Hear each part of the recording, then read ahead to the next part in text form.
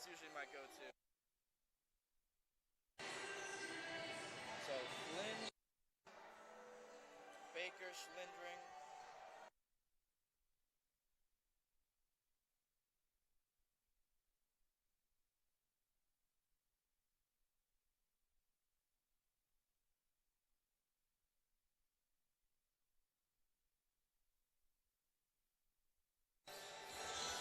Doer, Karen,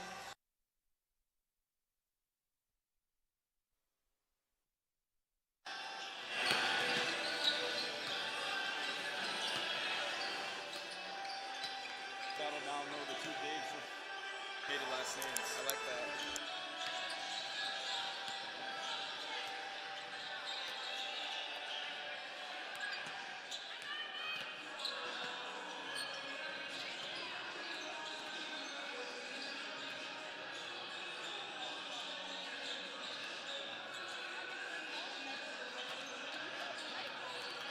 You watch Dancing with the Stars?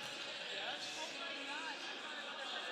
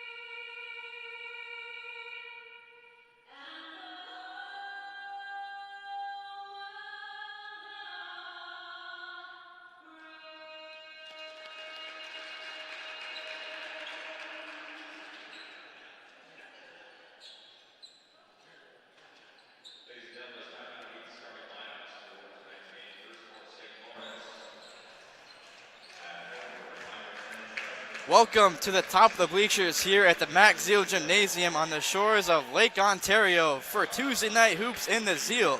We have two games tonight on WTOP 10. Our first game being the Oswego State Lakers women's basketball team taking on the St. Lawrence Saints. After this, the men's basketball team will be taking on the St. Lawrence Saints as well. I'm Parker Voris, alongside me Eddie McAlpine. Eddie, how are we feeling tonight for some Tuesday night hoops in the Zeal? Parker, it's a great night for some Oswego basketball. We've got two pretty even teams here. We've got the Oswego State Lakers, who finished last season with a 17-10 record. They will face the St. Lawrence University Saints, who finished 16-10, just one win behind their non-conference opponent. Two great teams, two very evenly matched teams, and we are just moments away from tip-off here at the Mac Zeal. I'm excited. It's going to be a great one, Parker. Yeah, this is the first game for the Oswego State Lakers this season. They had two scrimmages, one against OCC and one against Utica. They played against OCC here in the Zeal where they won, playing against Utica where we don't know the final score. But this is their first regular season matchup against the St. Lawrence Saints. The Saints, Eddie, have already played one game in the season. They played against Potsdam on November 8th where they won 69-50. In that one, the leading scorer for them was Izzy Karen with 15 points and 15 rebounds off the bench. Starting lineups as we're getting here, as we get ready to go here in the Mac Zeal Gymnasium, it will be for the St. Lawrence Saints. It will be number 23, Annie Perry, number 30, Nariah Neese, number 10, Elizabeth Flynn, and number 22, Jackie Malley. And rounding out the starting lineup is Mason Baker Schlindering. And then for the Oswego State Lakers, number 12, Sydney Hefts, number 24, Zane Holmes, number 21, Sarah Hirschler, number 30, Giovanna White Principio, and the freshman getting the start for Coach Pinkerton, Madison Gilroy. The Lakers in all green today, as the St. Lawrence Saints are in all white. Eddie, we were talking about it a little bit before pregame. Both of these teams match up pretty well on paper. Height-wise, Giovanna White Principio, 6'1", Mason Baker Schlindering is also 6'1", and that's what teams struggled a lot against the Oswego State Lakers last season, was number 30 right there at midcourt, Giovanna White Principio. Yeah, Parker, I was telling you it's going to be a battle of the hyphenated last names down low. We've got Giovanna White Principio and Mason Baker Schlendering. The two centers for these two teams will now take the jump ball, Parker. Let's see what happens. Jump ball's underway here at the Zeal. First women's basketball game this season. It will be Sydney Hefts to start the game for the Lakers, expecting a big season out of her with two of the top scorers graduating for the Oswego State Lakers. It will be Hirschler at the top, inside of Principio. That one is stolen by Baker Schlindering. Here come the Saints looking to push, get something here going early. Driving baseline is the number 10 of Elizabeth Flynn, but it's stolen by the graduate student Zane Holmes. Parker, two early turnovers now, one for each team. That's not the way you want to start your season opener if you're the Lakers. It'll be Hefts with the basketball. Trying to get to Principio, who bobbles it, but Hefts will get it right back. Trying to go to work as Hefts. Will kick to the corner to Gilroy. Zane Holmes calling for a screen. Looking to go to work. Inside, stolen by Baker Schlindering. Great defense by the Saints to start this one. Here is Neese. Cross court, that one's going to be stolen by Zane Holmes, but she can't corral it. Eddie, another dangerous pass by the Saints. Both teams look out of rhythm here. It is still within the first minute and 6 seconds, but Parker, we saw the Lakers turn the ball over on their first two offensive possessions of the game. Not the ideal start for Coach Pinkerton and the Lakers. Here's Perry. Now with it, cutting inside is the number 10 of Elizabeth Flynn. It will rebound and kick out. In the corner now, Flynn will try one. Off the mark, rebounded by Hefts. Hefts looking to push for the Lakers. She'll stop on the far side. Into the corner now is Hirschler, the transfer from OCC, and that will stay with the Lakers as it goes off the foot of Elizabeth Flynn. Parker, I do want to point out on that last Saints possession, there was great ball movement there. They were able to get the offensive rebound and swing it around the arc to a great open three-point shot off the perimeter. Look to see more of that from the Saints. Here's Hirschler trying to get something starting for either team. Can't finish the finger roll. Rebounded by Flynn.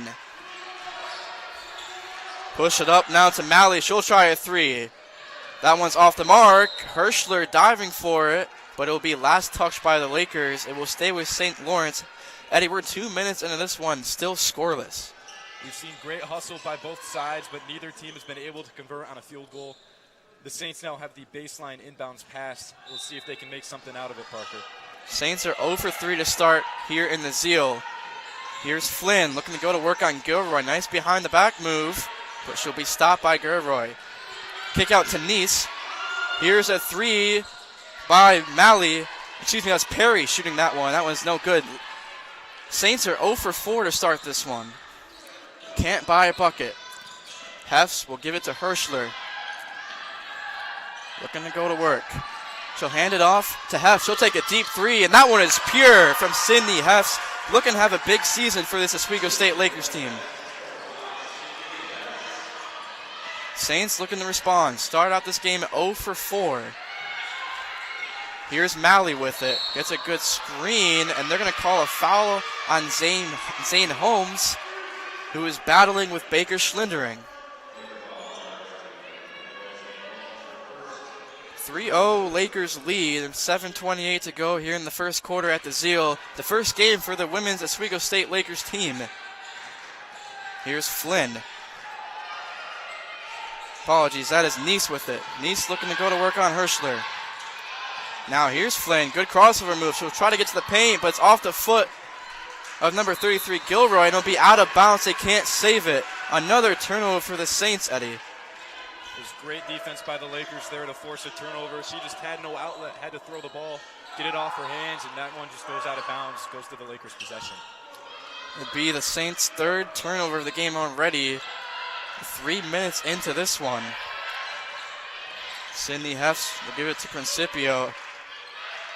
Zane Holmes will get a screen. Good roll by Principio, but it's stolen by the Saints. Here comes Flynn. Kicks to the corner to Perry. She'll try one, and she knocks it down. Annie Perry gets the scoring started for the Saints. That's a great way to capitalize off the fast break opportunity for the Saints. They found the open shooter on the perimeter, and she ties this game up at 3 apiece. The Saints weren't a great three-point shooting team last year, only shooting at 26%. But in the first game against SUNY Potsdam, they shot 32% from 3, an improvement from last season so far in the first game. Hefs looking to inbound. She'll give it to Gilroy. Great entry pass, but Gilroy can't finish off the inbound, as getting shoved to the ground is Baker Schlindering from Gilroy. The freshman making an aggressive play on the senior from Freeport, Maine. Parker, just something to watch now early on in this first quarter. The Lakers have 2 fouls. Of course, you don't want to get the other team into the bonus with time left on the clock. 6:25 to go left in the first quarter here. Here is Nice. She'll give it to Malley. Malley to Baker Schlindering. Not looking to go against Principio. Now Shabilla backing down, takes a fadeaway shot, and it bounces in. A great bounce from Baker Schlindering. The touch from her was just beautiful there. Hefs now with it. Saints lead 5-3 early. Both teams still struggling to score. Here's Gilroy top of the key. She's left wide open, won't decide to take it. Hefs gets a screen from Principio. She'll find him, Principio on the side, but it's stolen again. Saints coming down the court. Here's Malley. Kick it out to Nice. She'll try another 3. That one is pure. Naraya Nice gets her second 3 of the game. Apologies, that's her first. The Saints now having some momentum on offense. The Lakers look to feed the inside every time, and they've had a few turnovers, so now the Saints can recognize that, as that's a nice shot there by Hirschler, but the Saints have done a great job capitalizing where the Lakers have yet to recover. Sarah Hirschler gets her first bucket as an Oswego State Laker, the transfer from OCC. Driving inside that time was Nice. Offensive rebound, Flynn looks to go right back up. Good defense by Gilroy. Now top of the key. That one is good from the number, I believe that is 22 of Jackie Malley. The Saints, who started off slow, have now hit 3 straight three-pointers. Saints lead 11-5 here early in the first quarter. Hefs will take the mid-range shot. That one's short. Offensive rebound by Holmes. Back out to Hirschler. Thought about the 3, will decide against it. Lakers been trying to feed Principio inside, but they can't. Hefs will try a deep 3. No good. Again, a good defensive possession by the Saints. Saints now looking to push. Flynn will kick it out to Nice. Now here is Malley. She'll try a 3, and that is good again from the St. Lawrence Saints. 4 3-pointers now in a row for them. Parker, that is not the start the Lakers wanted. Now 4 consecutive three-point baskets for the Saints as they see themselves now down 9. If you're the Lakers, you got to think about initiating offense outside of Giovanna White-Principio as they've looked to feed her on the inside now on multiple possessions. The scoring's got to come from the other starters. Principio on the roll, can't finish. Saints looking to increase their lead. Here's Perry, top of the key, now is Malley. Can't finish that one. Saints finally missed from 3. The Lakers need to respond. Good cut inside. Principio finishes on the layup on a great dish from Sydney Hefts, who led the Lakers in assists last season. Now here's Malley. Inside, stolen by Principio. Lakers looking to push now. Here's Hirschler. She'll try a deep one. That one is short. Rebounded by Holmes. She'll try the midi. Can't finish that one. Here is Flynn now for the Saints. Got one person to beat, and that's going to be a blocking foul on Sydney Hefts as Elizabeth Flynn gets the bucket to go, and she'll be going to the line to shoot one more. Parker, the Lakers just don't look comfortable right now. They are struggling on offense, and now they're picking up unnecessary fouls. They're still down 9 points. They have to find a way to adjust. The Saints look too comfortable out there. They have connected on back-to-back-to-back three-point field goals. It'll be interesting to see what's said in this timeout. Sean Pinkerton will take the first timeout for the Oswego State Lakers, who trail the St. Lawrence Saints 16-7. Eddie, if we go back to last year, the Saints played Oswego State and St. Lawrence, where St. Lawrence won 62-44. It was a close game through 3 quarters, and St. Lawrence pulled away, holding Oswego State to 7 points in the 4th quarter. And all time in this matchup, the Lakers haven't done too well against the St. Lawrence Saints. The Saints have won 26 times, while the Lakers have won 11. It's been a dominant battle for the St. Lawrence Saints against this Oswego State Lakers team. Absolutely, but there's always the opportunity to flip the script. It starts with one, and the Lakers need to figure out things before they take this court, because if they want that chance to change the script, it starts with winning this game. And Parker, they're down early, and they just don't look comfortable. They're going to have to find a way to score while maintaining their picture out there on the court. A lot of new faces on this Oswego State roster. They lost their top 2 scorers last year, Shania Iglesias and Macy Diorio, who led the SUNY in scoring. Macy Diorio was 3rd, while Shania Iglesias was 5th in scoring. And last year, Sydney Hefts was super, super good for this Oswego State Lakers team, averaging 8.5 points per game. And I expect her to have a dominant senior season if this Lakers want to have a great season like they did last season. They made their first SUNY tournament appearance in 11 years. And it was a great season. 17-10 they finished last season. It was their best finish since they won the SUNY tournament in 2008. Sean Pinkerton coached the squad to a very good season last year. Into the game for the Lakers is number 23, Molly James, and number 4, Bree Weaver, the transfer from OCC, as well as number 3, Madison Akins. And Hefts, it goes around the rim, and it finds its way into the back of the net. Sydney Hefts will go to the line to shoot one more. A strong finish inside by Hefts and a great feed by Bree Weaver on the inside. This is a great opportunity for the Lakers to make this free throw, trim the game to just a 7-point deficit, and they could use that momentum going forward. Hefts is starting out this game hot for the Oswego State Lakers, already at 6 points now. The leading scorer for the Lakers. Inside is that time driving is Perry. She'll get fouled, and they're going to call that one on Sydney Hefts. Parker, that one, the 4th Lakers team foul. They are just 1 away from putting the St. Lawrence Saints into the bonus with 2.5 minutes left. That could be dangerous. And Sydney Hefts picks up her 2nd foul, Eddie, is like I was just talking about, leading the way for the Lakers in scoring with 6 points. Already has 2 fouls now in the 1st quarter. Sean Pinkerton maybe have to think about subbing her out just so she doesn't get to pick up that 3rd foul before the end of the half. 2 for 2 goes Weaver at the line. Apologies, Perry.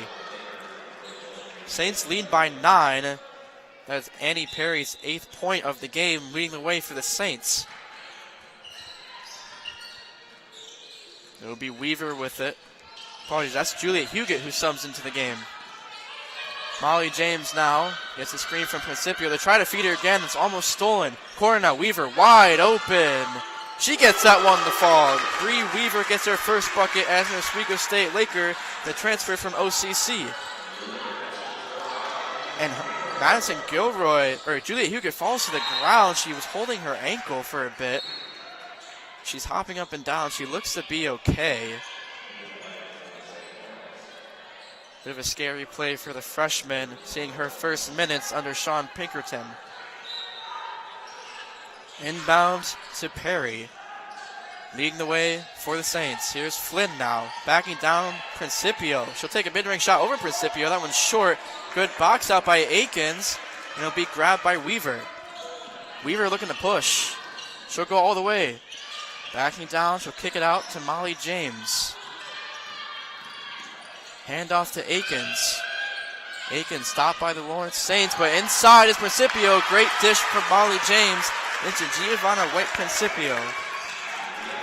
That was a great give and go to get the quick 2. Lakers need more of that. They're trimming away at this lead now. It's only a 4-point Saints lead.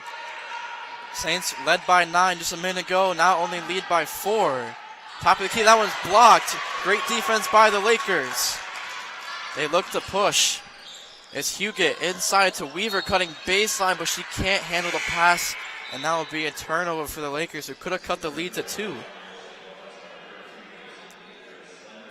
The Lakers now looking much more comfortable, playing with a quicker pace. That was the right idea, just the wrong execution, as the turnover will give the Saints possession back. Coming back into the game for the Saints is Mason Baker Schlindering, the 6'1 senior, coming back into the game. Now here looking to drive, going to work is number 15, Carson Izzy. Here's Flynn. She'll give it out to Nice. Back to Flynn, pump fake, strides on Principio, gets all the way to the rim, finishes the basket and the foul. Will go to the line to shoot one more. A great move there.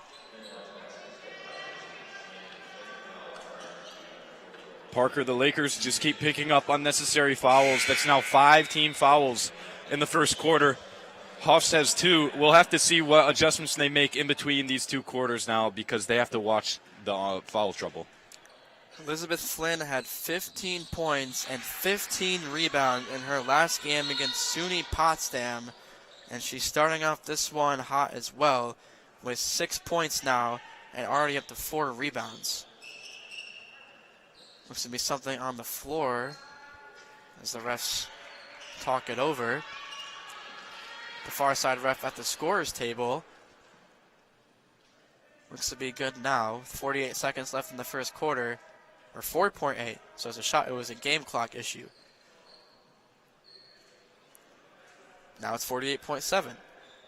Some game clock here issues in the Zeal for the first women's basketball game here on WTOP 10. St. Lawrence Saints lead the Lakers 22-15. Under a minute to go here in the first quarter. Lakers have trailed the entire way so far.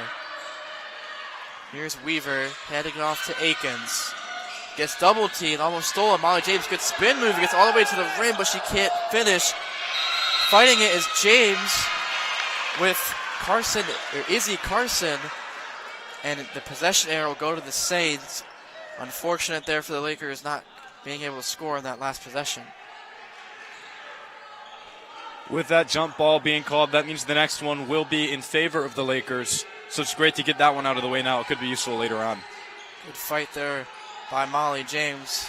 But it'll go to the Saints. They have 15 seconds left on the game clock. Shot clock is off. Here's Carone with it. She'll swing it to Bannon. Inside now, Baker Schlindering, and she gets it to go over Principio. Lakers have 2 seconds. Half court heat from Bree Weaver off the backboard. The Lakers starting out slow here against the St. Lawrence Saints, 24-15. So far here in this one, the Lakers are shooting 6 of 15 from the field, while St. Lawrence Saints are shooting 8 of 18. And from 3, the Lakers are struggling here early, 2 of 5.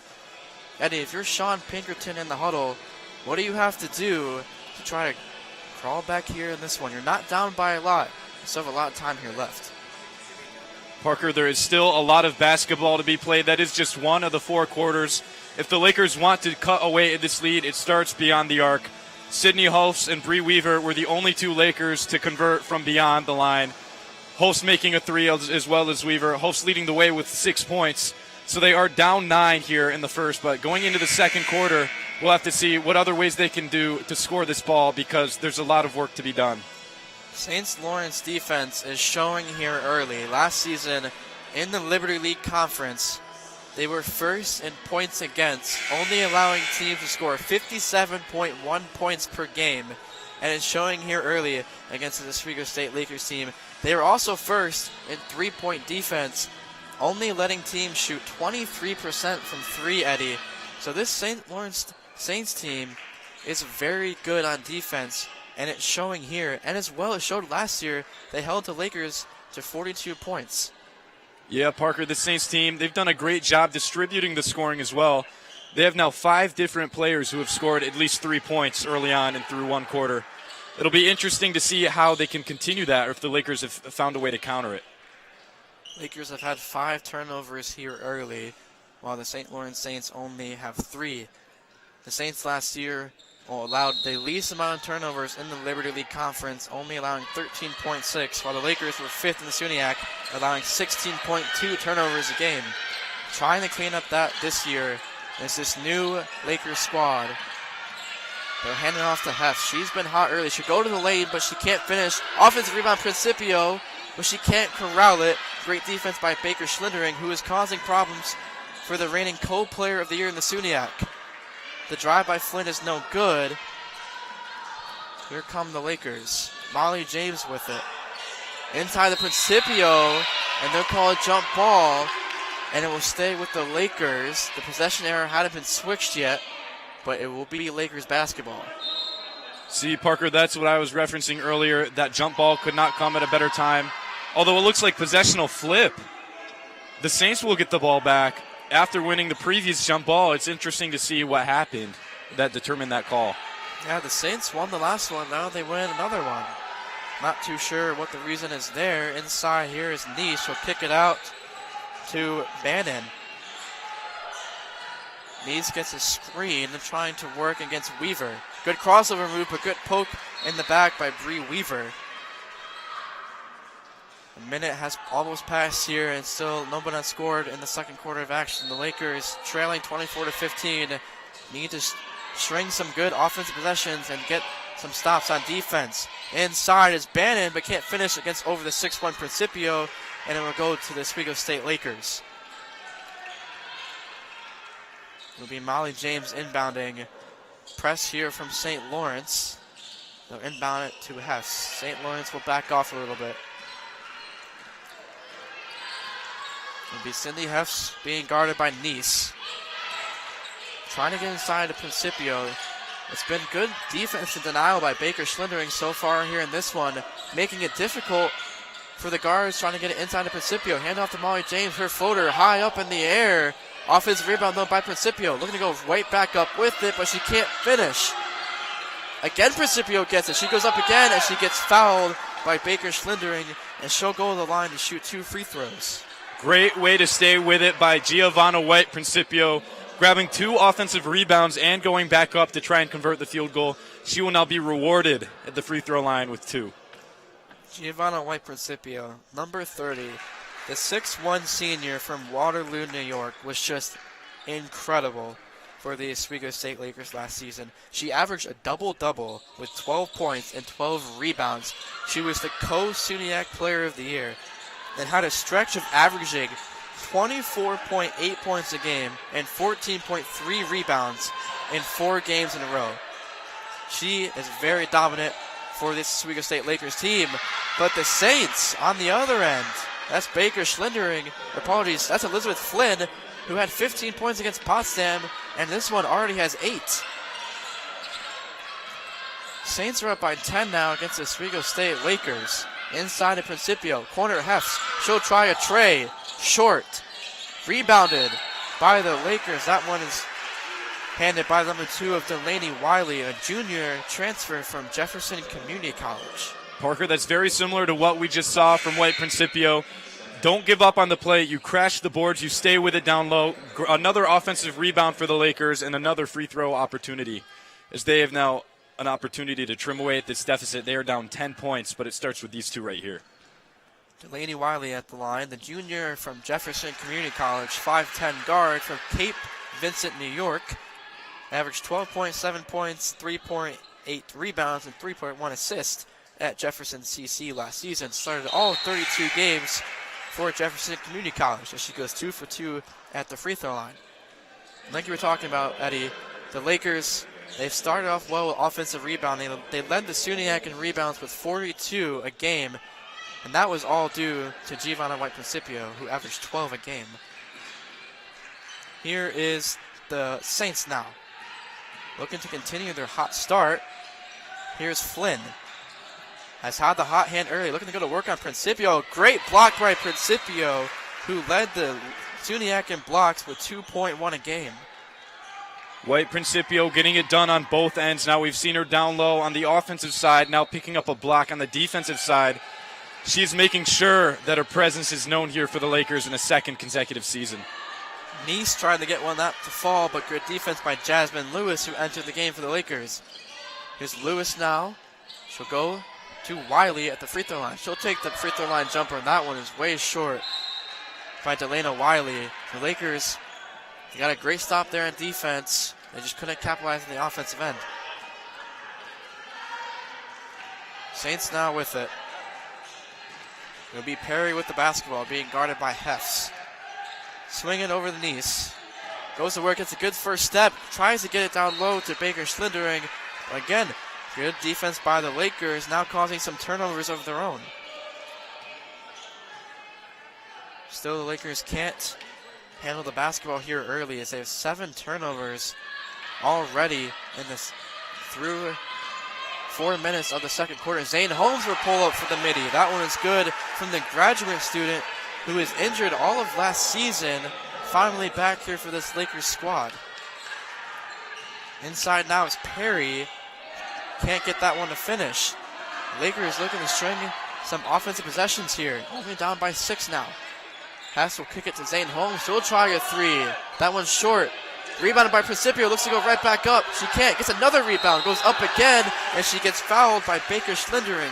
And that's what Giovanna White Principio does best. She never gives up on the offensive glass. Parker, just something to highlight here. The Lakers now in the second quarter, 5 offensive rebounds. The Saints still have 0. It's been the hustle and determination of Giovanna White Principio down low, fighting to keep these plays alive, and she will be rewarded at the free throw line with now 2 opportunities. Giovanna White Principio makes her first free throw. Last season, Principio was a 68% free throw shooter. So far has 6 in this one. Eddie, Giovanna White Principio already has 9 rebounds in this one. She is going to work down low and on the defensive end as well. The opportunity is there to start this season with that double-double streak she had from last year. If she continues to score and rebound at this rate, I have no doubt that she'd go for a 15-15 game, Parker. Yeah, she had 15 double-doubles last season, and she averaged a double-double in rebounds and points, just like you said. It was all first-team SUNY as well. This one's up by Perry. That one's short. Offensive rebound, though, by the Saints. They go right back to Perry. Top of the key is Malley. That one's short. Rebounded by Zane Holmes, who comes flying in for that one. Lakers down by 4. Zane will pull up for a transition 3. That one is short. I like the confidence. The Lakers are needing a big spark like that. I wouldn't be surprised if that came up later on in the quarter and it fell. Nice looking to go to work on Jasmine Lewis. She'll elect to kick it out to Perry. Perry, good crossover move, trying to work on Hefts. Now here is Malley. Malley drives on Zane Holmes over Principio. Great left-handed finish from Jackie Malley, the senior 5'8 guard from Reading, Massachusetts. Saints now back up by 6. Hefts drives inside, goes all the way to the cup and finishes. Sydney Hefts now up to 8 points for this Lakers squad, leading the way here early. How about the two guards trading points there for the Lakers and Saints? We saw a guard drive left, go up, and then the Lakers counter that. Back and forth we go here in the Zeal. Good pump fake by Flynn. Goes all the way to the basket. Great move by Elizabeth Flynn to get Giovanna White-Principio to jump. She's now in double figures with 10, the first Saint to reach double figures. Jasmine Lewis inside of Principio. Flynn trying to take a charge. She'll kick it out to, that was Wiley with it. Back to Wiley now, drives inside, and will stay with the Lakers. As Elizabeth Flynn tried to take a charge on Giovanna White-Principio, but nothing was called. It'll be a timeout called by the Saints. Aaron Kumler wants to talk things over. The Lakers have come out here, Eddie, in this second quarter a lot better. They look more comfortable here in this one so far, outscoring the Saints only by 3. But still, if you want to come back in this one, you have to win each quarter. Parker, I might be a little biased when I say I have a solution for this Lakers team. I'm a graduate of Onondaga Community College. I had the opportunity to see Sarah Hirschler and Bree Weaver play. If the Lakers are looking to cut away at this deficit, you feed your OCC transfers. The two juniors, Hirschler and Weaver, both have taken shots from beyond the arc, Weaver converting on her first attempt. If I'm the Lakers, I'm going to look to get those two the ball when they're out here and see what scoring can come from the two new faces to this Lakers squad. Yeah, the transfers coming from OCC is giving this Lakers squad a lot of depth. That's something they didn't have a lot last season. As we were talking a little bit before the game, the Lakers struggled with bench scoring a lot last year. Over 94% of their points came from their starting lineup. They'd have games where the Lakers only had 6 bench points. Here in this one, they have 5 already. But that's a lot more than they would have had by this point in the game last season. It's a great start, but you don't want to get content with where you're at. You need to expect more from your bench. It's a young team. There's only 4 seniors on this Lakers squad. You're going to have to look for scoring from your underclassmen and your players coming off the bench. However, it has been Hoffs and White-Principio, the two seniors, leading the way for this Lakers squad. Hoffs with 8, White-Principio with 7. We'll see where the scoring comes from the rest of this Lakers team. Saints still lead by 6 with 4:37 to go here in the second quarter. Principio off the inbound play. She can't finish. Gets her own rebound. Goes right back up with it. And Eddie, that's Principio's now 10th rebound of the game, as she's now up to 7 points. Just as I was saying, Parker, the two seniors getting it done.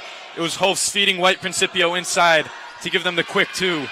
As Malley comes right back for the Saints and hits that mid-range shot to put the Saints back up by 6. Correction, that was Principio's 9th point of the game. She's almost at a double-double. On the far side, here's Wiley. She'll give it to Hess, who looks to go to work. Hess, crossover, pull up for the mid-range shot. She can't get that one to fall. Rebounded by Karen. Izzy Karen. She'll stop into the corner now. Driving inside. That one is no good by McCormick. Outside, here is Malley. Can't finish that 3. Rebounded by Principio. Already at 11 rebounds here in this one. Be Cindy Hess with it for the Lakers. Trying to trim away at this lead. Zane Holmes thought about the 3. She'll like to go. Not.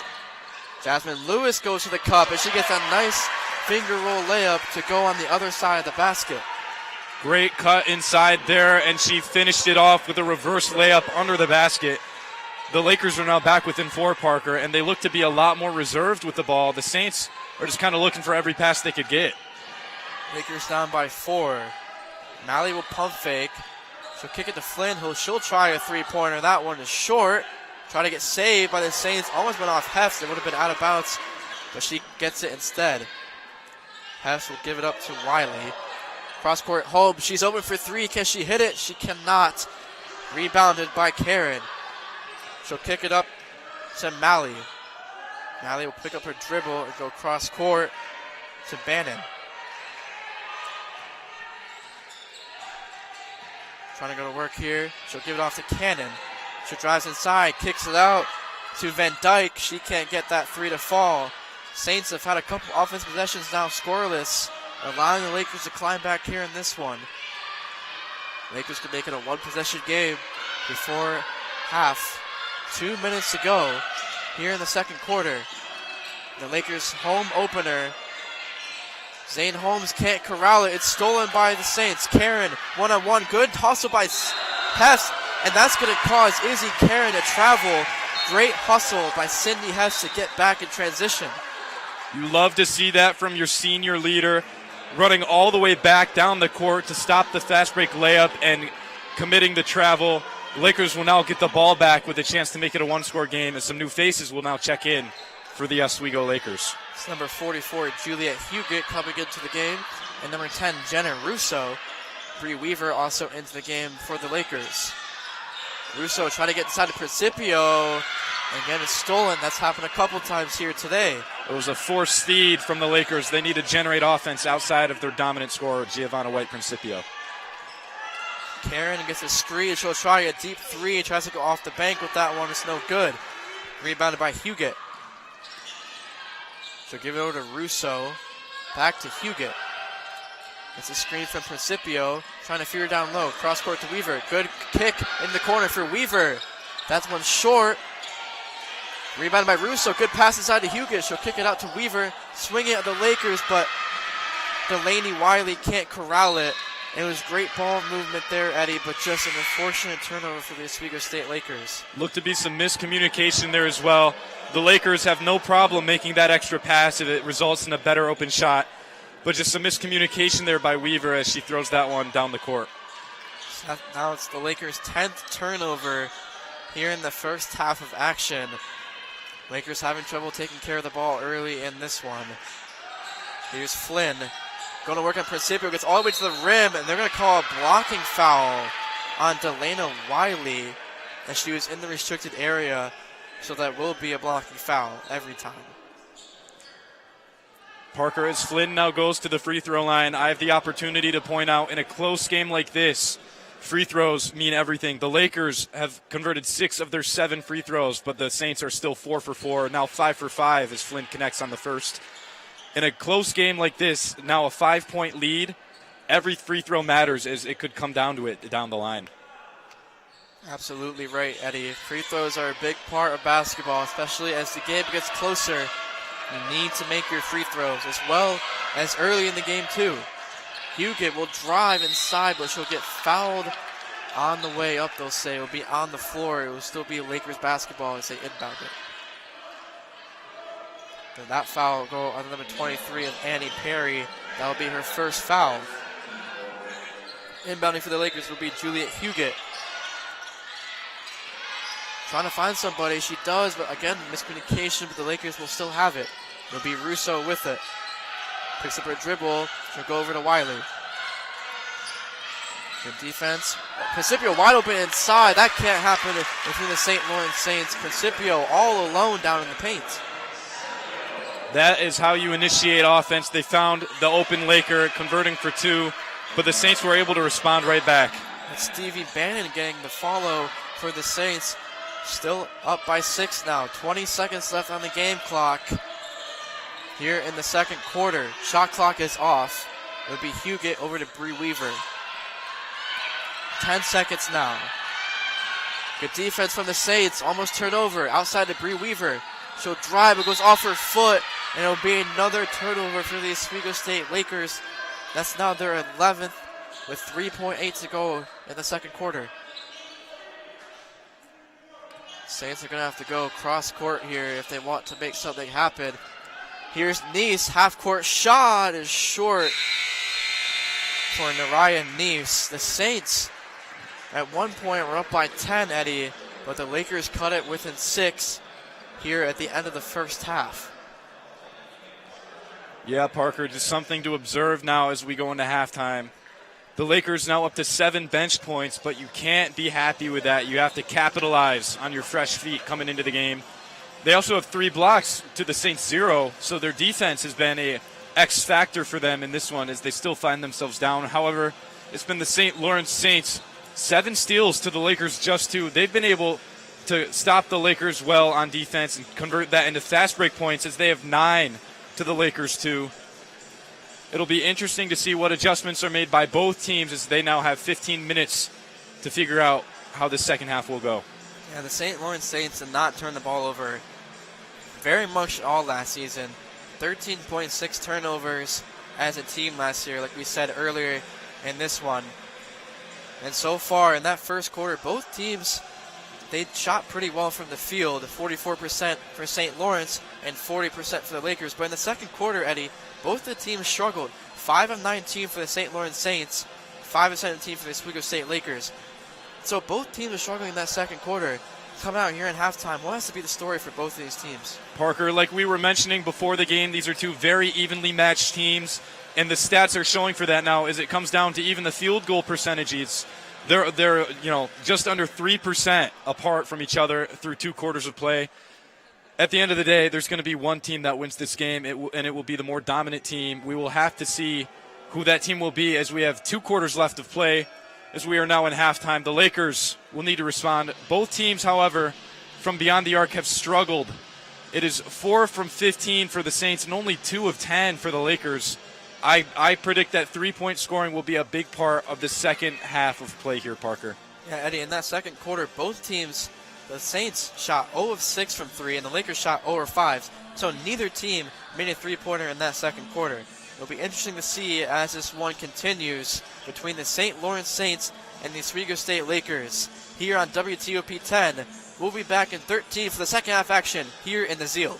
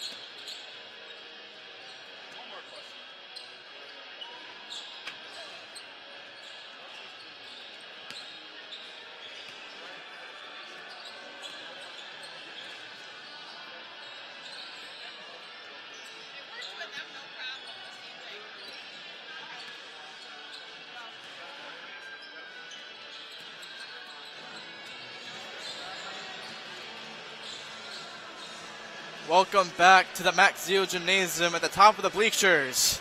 Here for the second half action between the Oswego State Lakers and the St. Lawrence Saints. Eddie, in the first half, the St. Lawrence Saints lead the Lakers 36-30. The leading scorers for this Oswego State Lakers team is Giovanna White-Principio with 11. She already has a double-double in the first half, Eddie. And like we talked about throughout the game, she had 15 double-doubles on the season last year, and she averaged a double-double. And for the Saints, the leading scorer is Elizabeth Flynn with 12. What have you seen so far from both teams? Yeah, Parker, I'm seeing that both teams are sticking to with what they know works. For the Lakers, it's been all Giovanna White-Principio. Like you mentioned, that double-double streak dating back to last season. She picked up another one here in the first game of the season, in the first half of the first game of the season. So they are sticking with their guns. As for the Saints, Flynn, she is 4 for 4 from the free throw line and 4 for 10 from the field. She's just converting buckets at the right time for the Saints team. They have led for 81% of this first half. The Lakers only had one lead for about 53 seconds. So the Lakers have some work to do, and it starts with winning the rebounding battle. In the first half, they out-rebounded the Saints 25-21. They had 10 offensive rebounds to the Saints 9. But you can't get content. You cannot slow down. You have to stick with what works, and they are a very fast-paced team. They have to continue to do that here in the second half as we are just about back underway here, Parker. Yeah, some trends, Eddie, that we were talking about a little before we got back here. The Lakers are 1 for 9 in their last 9 3-point attempts. And St. Lawrence is also struggling. They are also 1 for 9 from their last 9 attempts from 3. So both teams are struggling, which is why the score is what it is, 36-30 after the first half of action. But third quarter starts here, second half action here at the Zeal, and St. Lawrence gets another steal, another Lakers turnover. Flynn will pull up for the transition mid-range bucket, and she'll get it to go. Elizabeth Flynn now up to 12 points. Parker, that's just how the Lakers started this game. Was their first possession of the first quarter. They started with the ball and just tried to force it inside to White-Principio, resulting in a turnover. We just saw that same exact thing happen here as Hirschler will pull up for a two-pointer. It does not fall. But the Lakers need to find other ways. I've been saying this all game. They have to find other outlets, other players who can convert baskets, Parker. It's been Hefs who has 8, but besides that, only Hefs and Giovanna White-Principio have been providing offense for this Lakers squad. Inside now, here's Malley. She'll hand it off. Now going to work is Perry, but she can't finish that one. It will go to the Oswego State Lakers. They get a stop on defense, but on offense, Eddie, they're now up to 12 turnovers. They just can't handle the basketball here. Not the ideal number if you are the Lakers, but it is the first game of the season. There are some kinks that still need to be worked out. However, that is almost unexcusable here, as you need to convert these possessions into points, as you have been down the entire game. You have to do what has to be done in order to score here. It'll be Hefs now. She'll kick it over to Gilroy. Zane Holmes tries to get inside to Madison Gilroy. And another ill-advised pass by the Lakers. The Saints get another chance here to put themselves up by 10, which is the largest lead they've had here at the Zeal. Another thing to watch here, Parker, is that outside of White-Principio and Hefs, the next highest, the most shots taken by the next highest Laker is Hirschler and Holmes with both 4 shots apiece. They're going to need to facilitate a little more offense to figure out what's going to work for them. Hirschler will kick it back out to Hefs. She'll try a deep one, and that one's off the back iron. They'll kick it out to Perry. Finally get someone in front of her and have Nice now with it. Good defense by Sarah Hirschler. Zane Holmes almost stole that one, but they're going to call her for a reach-in foul. Eddie, that'll be Zane Holmes' 3rd foul of the day. Yeah, at an unnecessary time as well. That was not the time to go for the steal. There was a lot of give and go there on that possession for the Saints. She just didn't have a lane to try and poke it away and come out with it. So that's now 3 fouls here for Holmes. We'll have to see what Coach Pinkerton will do to make sure she doesn't pick up those next 2. Zane Holmes will stay in the game. Inside is Baker Schlindering. Good ball movement by the Saints. This one's up by Perry, and she knocks it down. Annie Perry gets the 3 ball in the corner, and that finally stops the St. Lawrence, who is 1 for 9 their last 3 from three-point range. Yeah, another thing to watch, Parker, is that Perry is now 3 for 4 on the game, leading both teams with the most three-pointers made. That'll be a interesting adjustment for the Lakers to make if they want to slow her down, as she's only missed 1 from beyond the arc. It's a great drive by Madison Gilroy to respond for the Lakers. This one's pulled up by Malley, and she knocks it down. Back-to-back three-pointers for this Saints team, who went 0 for 5 in that second quarter, have started out here 2 for 3. It might be deja vu, Parker. We're seeing a very similar outcome to that of the first quarter, starting with the Lakers' first turnover on the first possession of the game. But now Lakers' turnovers are being converted into Saints three-pointers. We saw that in both halves now. The Lakers really need to figure out what they have to do to slow down the Saints. That'll be a problem the Lakers are going to have to figure out as this game goes on. It's been an uphill battle the entire game for the Oswego State Lakers here in their first game of the season, their home opener against the St. Lawrence Saints team, who's 1-0 in the season. Got a win against SUNY Potsdam in the last one. Principio's 2 for 2 at the line. She's now up to 12 points. 12 points, 12 rebounds for Giovanna White Principio. Inside is Nice, trying to go to work on Hirschler. Step through move, floater is no good. Lakers going to stop. Hef's looking to push now. Good crossover move, gets to the lane, but she can't finish it. She was fading away on the left side. And Eddie, that's Zane Holmes' 4th foul as she fouls Baker Schlindering. Just an unill foul there by Zane Holmes.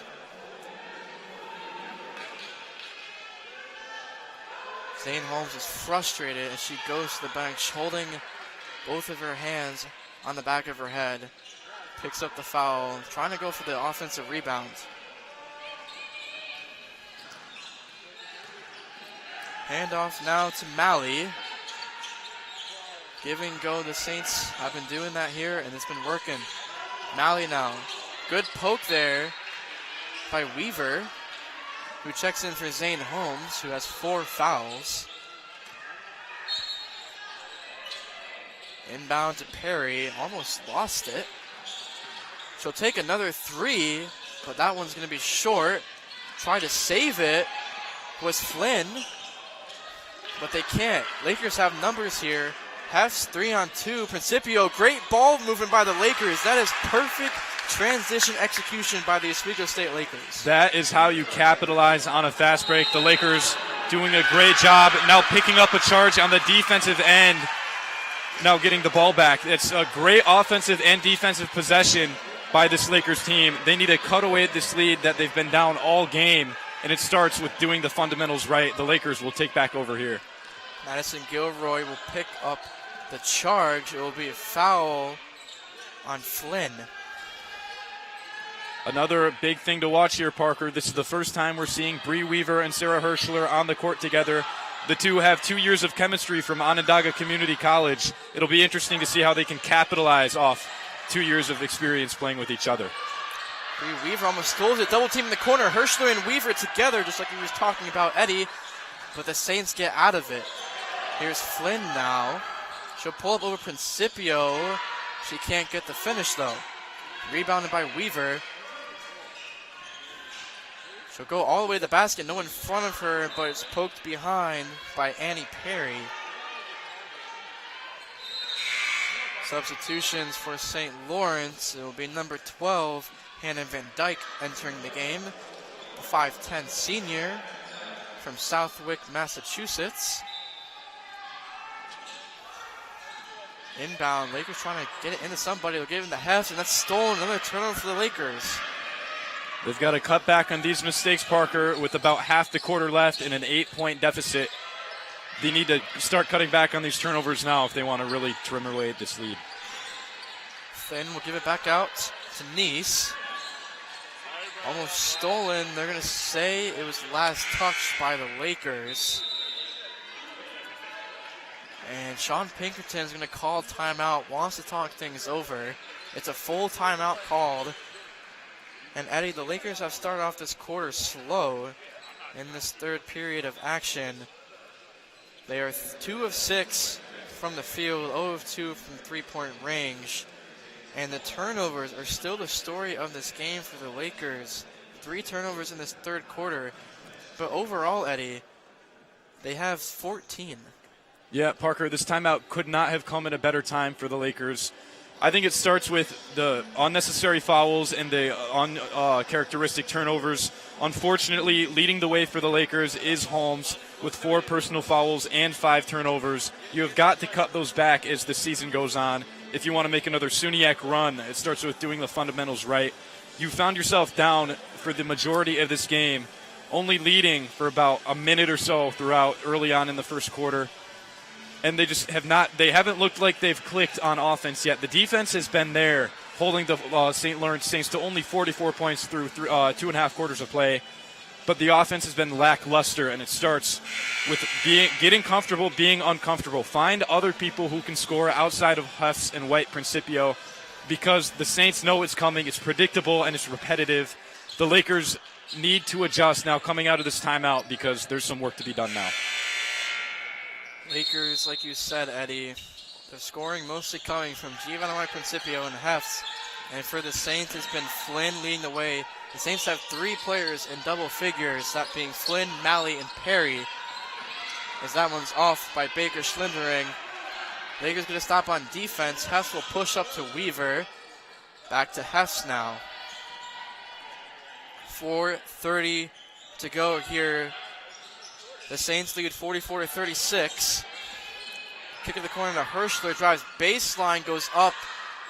And she can't get that one to finish. Great defense by Van Dyke. Here's Perry.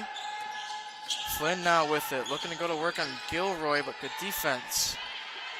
Neese, good move. She'll take it back out, now drives in the middle, kicks it out to Van Dyke. Pulls up the mid-range shot, but it goes in and out, rebounded by Principio. That's her 14th rebound. That goes off Sydney Heff's foot and right between Bree Weaver's hands. And that's another Lakers turnover. Heffs looks confused. Maybe she thought a foul should have been called. Parker, that just cannot happen if you're the Lakers. You know there is work to be done, and something as silly as that, to just give the ball over to the other team at a time like that, uncharacteristic of this great Lakers team, but it just can't happen at this stage in the game. 44-36 with 3:54 to go in the third quarter of action. The Lakers still trail by 8 as the refs look to be, I think they're cleaning off the basketball, Eddie. Yeah, we are in a stoppage of play. Looks like we've got one of our referees speaking with St. Lawrence coach Aaron Kumler down there on the sideline. We'll see what happens here.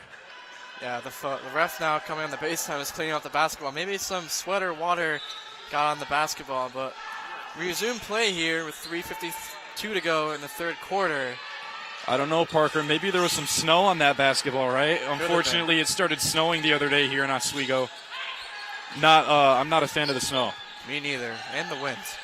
The wind's been brutal, but so has this St. Lawrence Saints team as they just continue to build on this lead over the Lakers. Saints now lead by 10. This is their biggest lead of the game. They tie their biggest lead of the game with 10. Lakers looking to respond. Hirschler pull up for the wide open mid-range shot, but it just goes off the mark. That one was long. Flynn looking to push.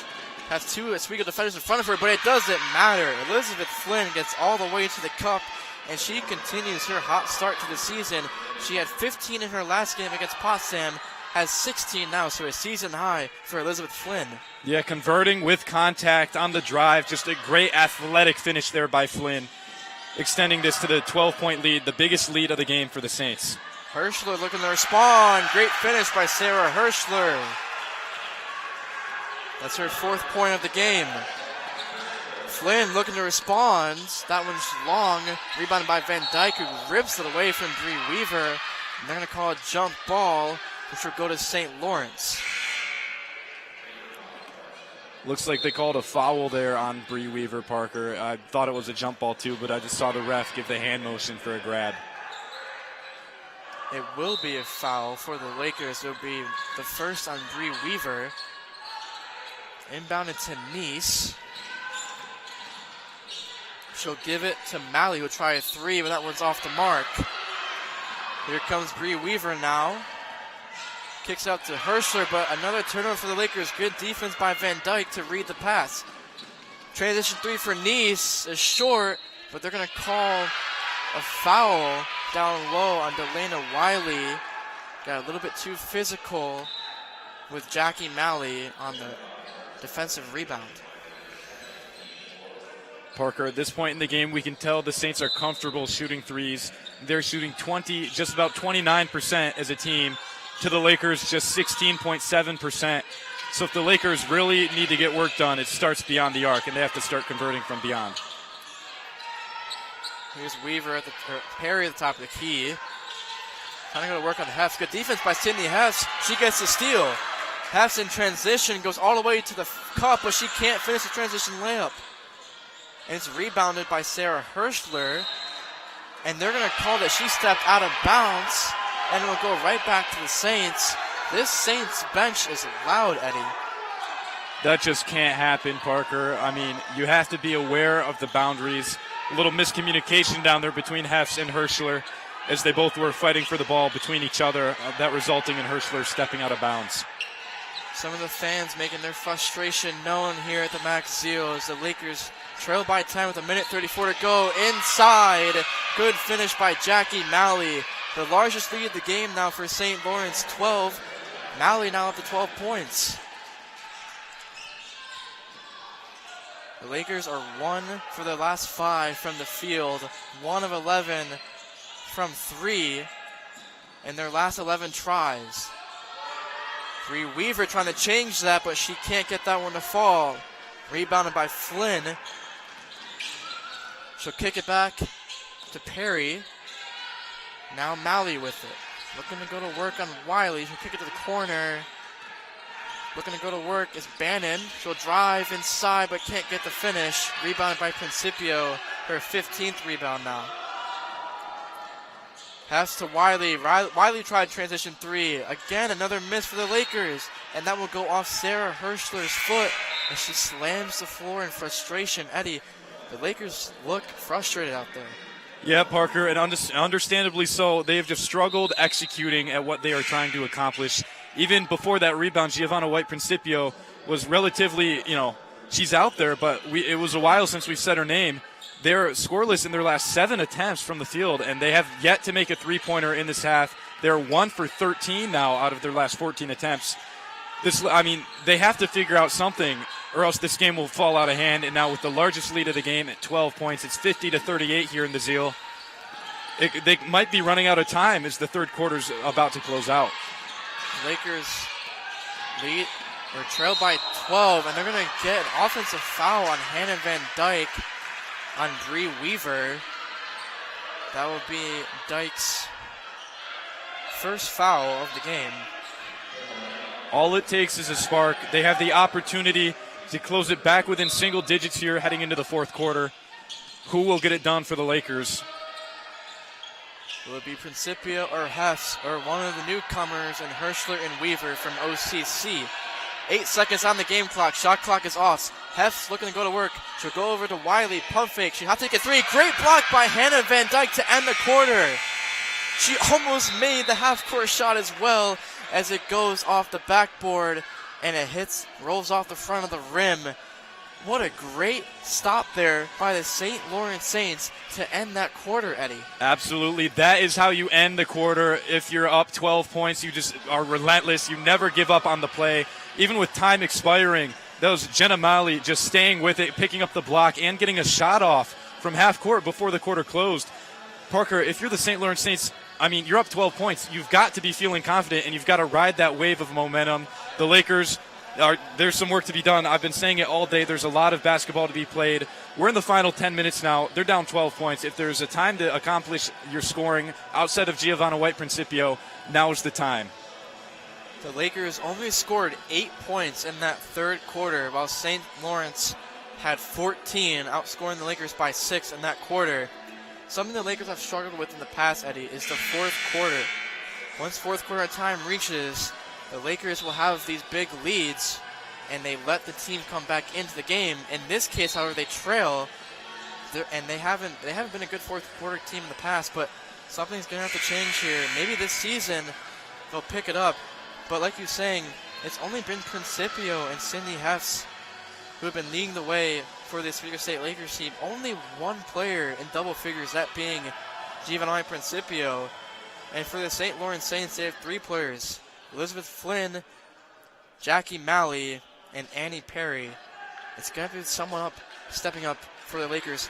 Who do you think it will be in this fourth quarter to step up for the Lakers? Absolutely. I see a lot of drive and determination from Hefts, but she is the primary ball handler for this Lakers team. I could see her facilitating and finding more people on the perimeter. Weaver's out there. Lewis is out there. Of course, White Principio holding down the middle. Somebody's got to get it done. At this point, it does not matter who. You don't need a name or a number. It just needs to be points on the stat sheet. Lakers down 12 in the final 10 minutes of gameplay here. Who will get it done, or will you drop your first game of the season? Inside, good defense by Lewis. Principio grabs a rebound. She's now up to 16 rebounds. She had one game last season where she had 20. She could do it here in the first game of the season. Weaver, good defense by the Saints. She'll give it to Hefts. Will Hefts be the person the Lakers go to? Over now to Gilroy. Inside of Principio. They can't get it inside of her. Again, the Saints is playing excellent denial defense. We've seen that happen too many times this game, Parker. The Lakers just tried to feed White Principio inside, and when she's double-teamed, they just can't get her the ball cleanly, that resulting in another turnover. Principio has played the entire game so far. It'll be interesting to see if she can keep playing at this pace the Lakers are trying to feed her at, or will she get tired in the final frame? Speaking of White Principio, she goes to battle with Baker Schlindering. She'll get fouled, and she'll go to the line to shoot 2. That will be Schlindering's 3rd foul of the game. Yeah, White Principio now at the free throw line for the 7th and 8th times this game. She's now 6 for 7 at the free throw line. We'll see if she can make it 7 for 8, make it back to a 10-point game, because she has really been the source of all Oswego scoring tonight, Parker. Principio's played 31 minutes, the most out of any Laker in this first game of action. Principio cuts the lead to 10 with 8:48 to go in the fourth quarter. Principio leading the way with 16 rebounds and 15 points. Lakers need to get a stop here on defense. It will be Malley or Perry with it. She'll try a 3-ball, and that is good for Annie Perry, who has been unstoppable. Apologies, that's Jackie Malley who made that 3-ball. Yeah, Malley shot 9 3-pointers in this contest. That was a great closeout by Weaver, but just gave her too much space there. That's now 15 points from Malley, 3 for 9 from the arc. That's just not what you're looking to do if you're the Lakers. As Gilroy gets trapped on the baseline, but it will stay with the Lakers. As the Saints lead by 13 with 8:11 to go in the fourth quarter. Principio is wide open for the mid-range. She can hit those, and she does. Great looking shot there by Giovanna White Principio, who's now up to 17. Parker, if that's what it will take for the Lakers to get back in it, by all means, keep doing that. However, I just don't see it maintaining throughout the rest of this quarter. There's got to be somebody else who can step up and start scoring for the Lakers.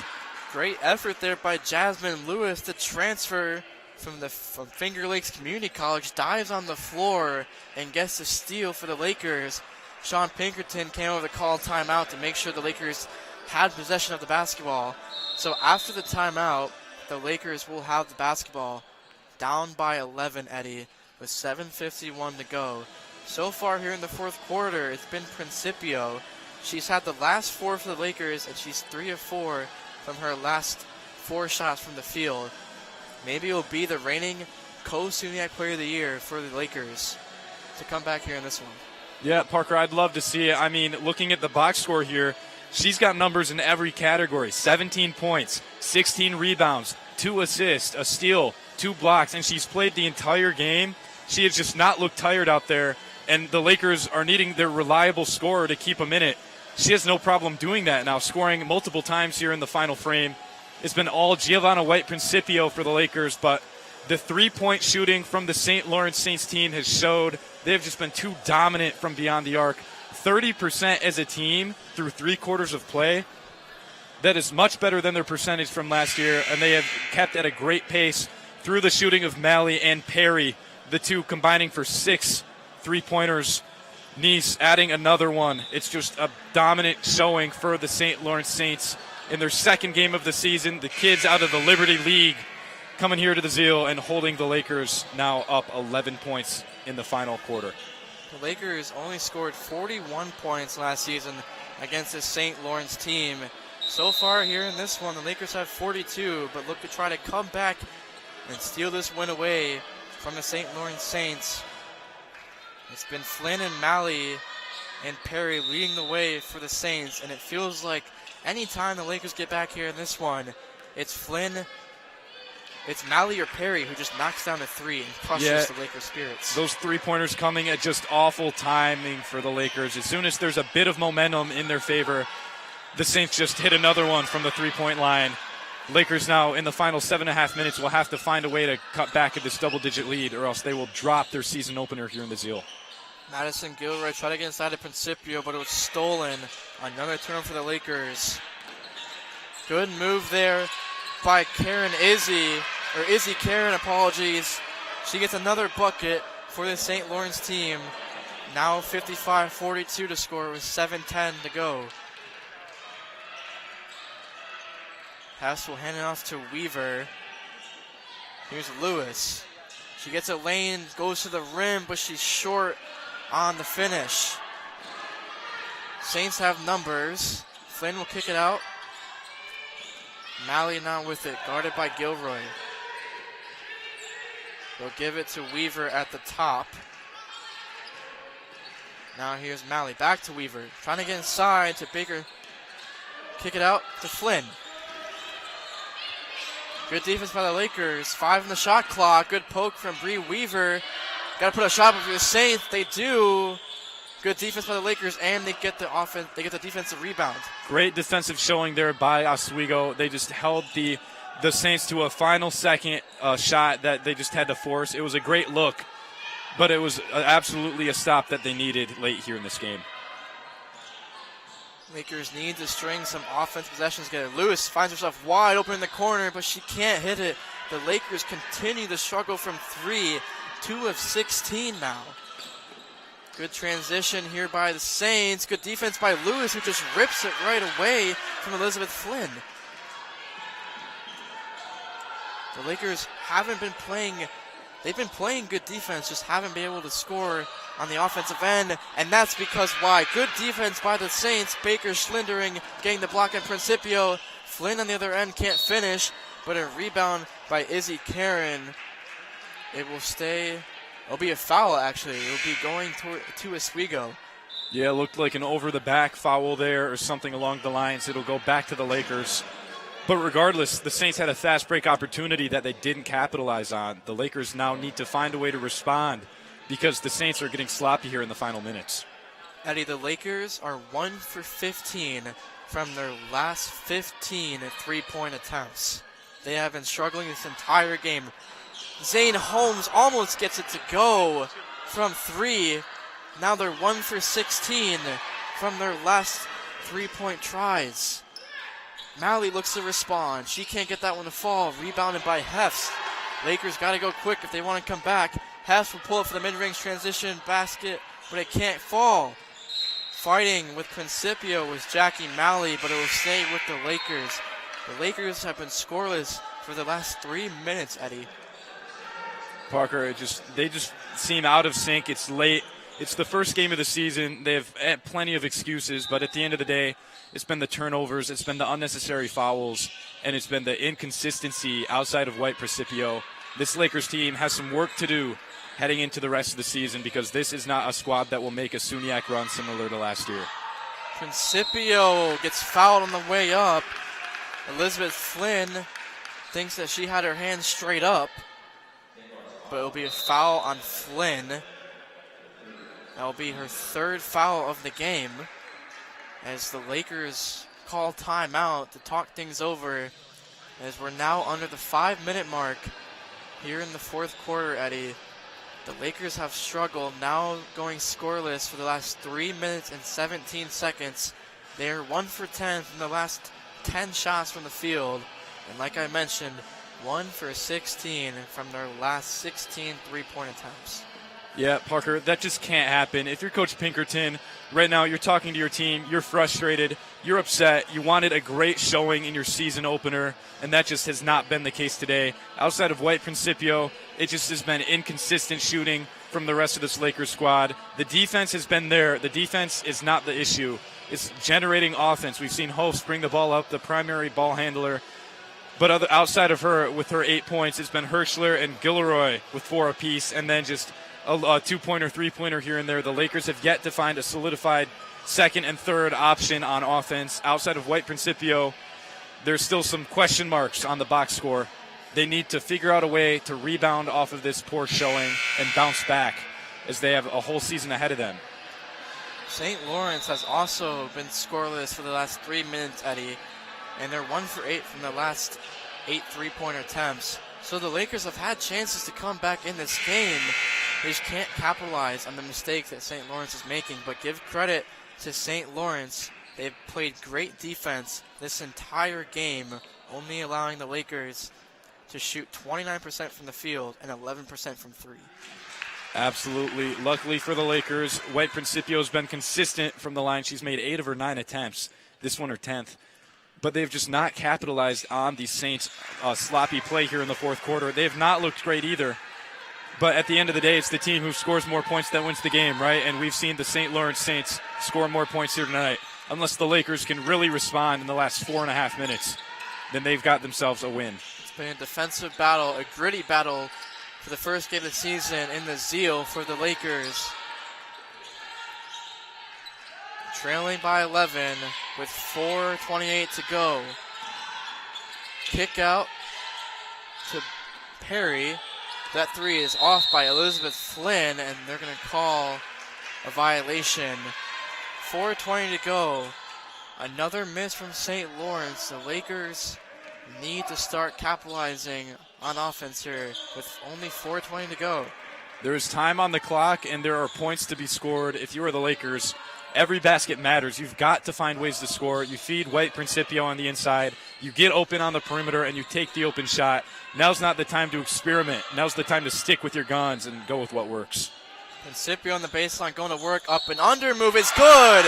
Giovanna White Principio makes the basket and will go to the line to shoot one more. Principio now has 21 points on the day and as well has 16 rebounds to go along with those 21 points. Yeah, Parker, we've been saying her name all night. You know, she's been the X factor for this Lakers team. Similar to last year, you know, as you said, she was the SUNY Player of the Year. She'll make another run at it this year if she keeps up this play. I mean, 21 points and 16 rebounds in your season opener while playing every minute. That is great collegiate play from White Principio. Giovanna White Principio has not been subbed out. She has played 36 minutes the entire game here in this one. She makes the free throw and out to 22 points. The free throw midi is no good by Baker Schlindering. This is the Lakers' chance to come back here in this one. Transition now is Weaver. Drives all the way to the cup. She can't finish though. Rebounded by Jackie Malley. The Saints slow it down in no rush with the lead with 3:25 to go. That's right. If I'm the Saints, I'm still comfortable. I'm up 8 points, but I know I have to close out. Flynn hits a nice jumper on the baseline there to boost her scoring total to 18. But the Lakers, I mean, you've really got to show your determination. You can't give up. Just about 3 minutes left. Are you going to cut away at this lead, or are you going to let your mistakes show and be the flaw of the outcome of this game? Lakers go empty there as the drive by Zane Holmes is no good. Down by 10 now. 2:52 to go. St. Lawrence in no rush here. They'll kick it out to Malley. Malley now to Baker Schlindering. Malley's wide open here, but that one's off the mark. Rebounded by Zane Holmes. Got to go quick here if you're the Lakers. Zane Holmes, good backdoor cut by Bree Weaver. She gets the layup to go. There'll be a timeout by Sean Pinkerton with 2:29 to go. Lakers cut it to single digits, now only down by 8. Bree Weaver's 5th point of the game. Yeah, and her first basket since the first quarter. Couldn't have came at a better time. It's the Lakers have dirty work to do in the final 2.5 minutes.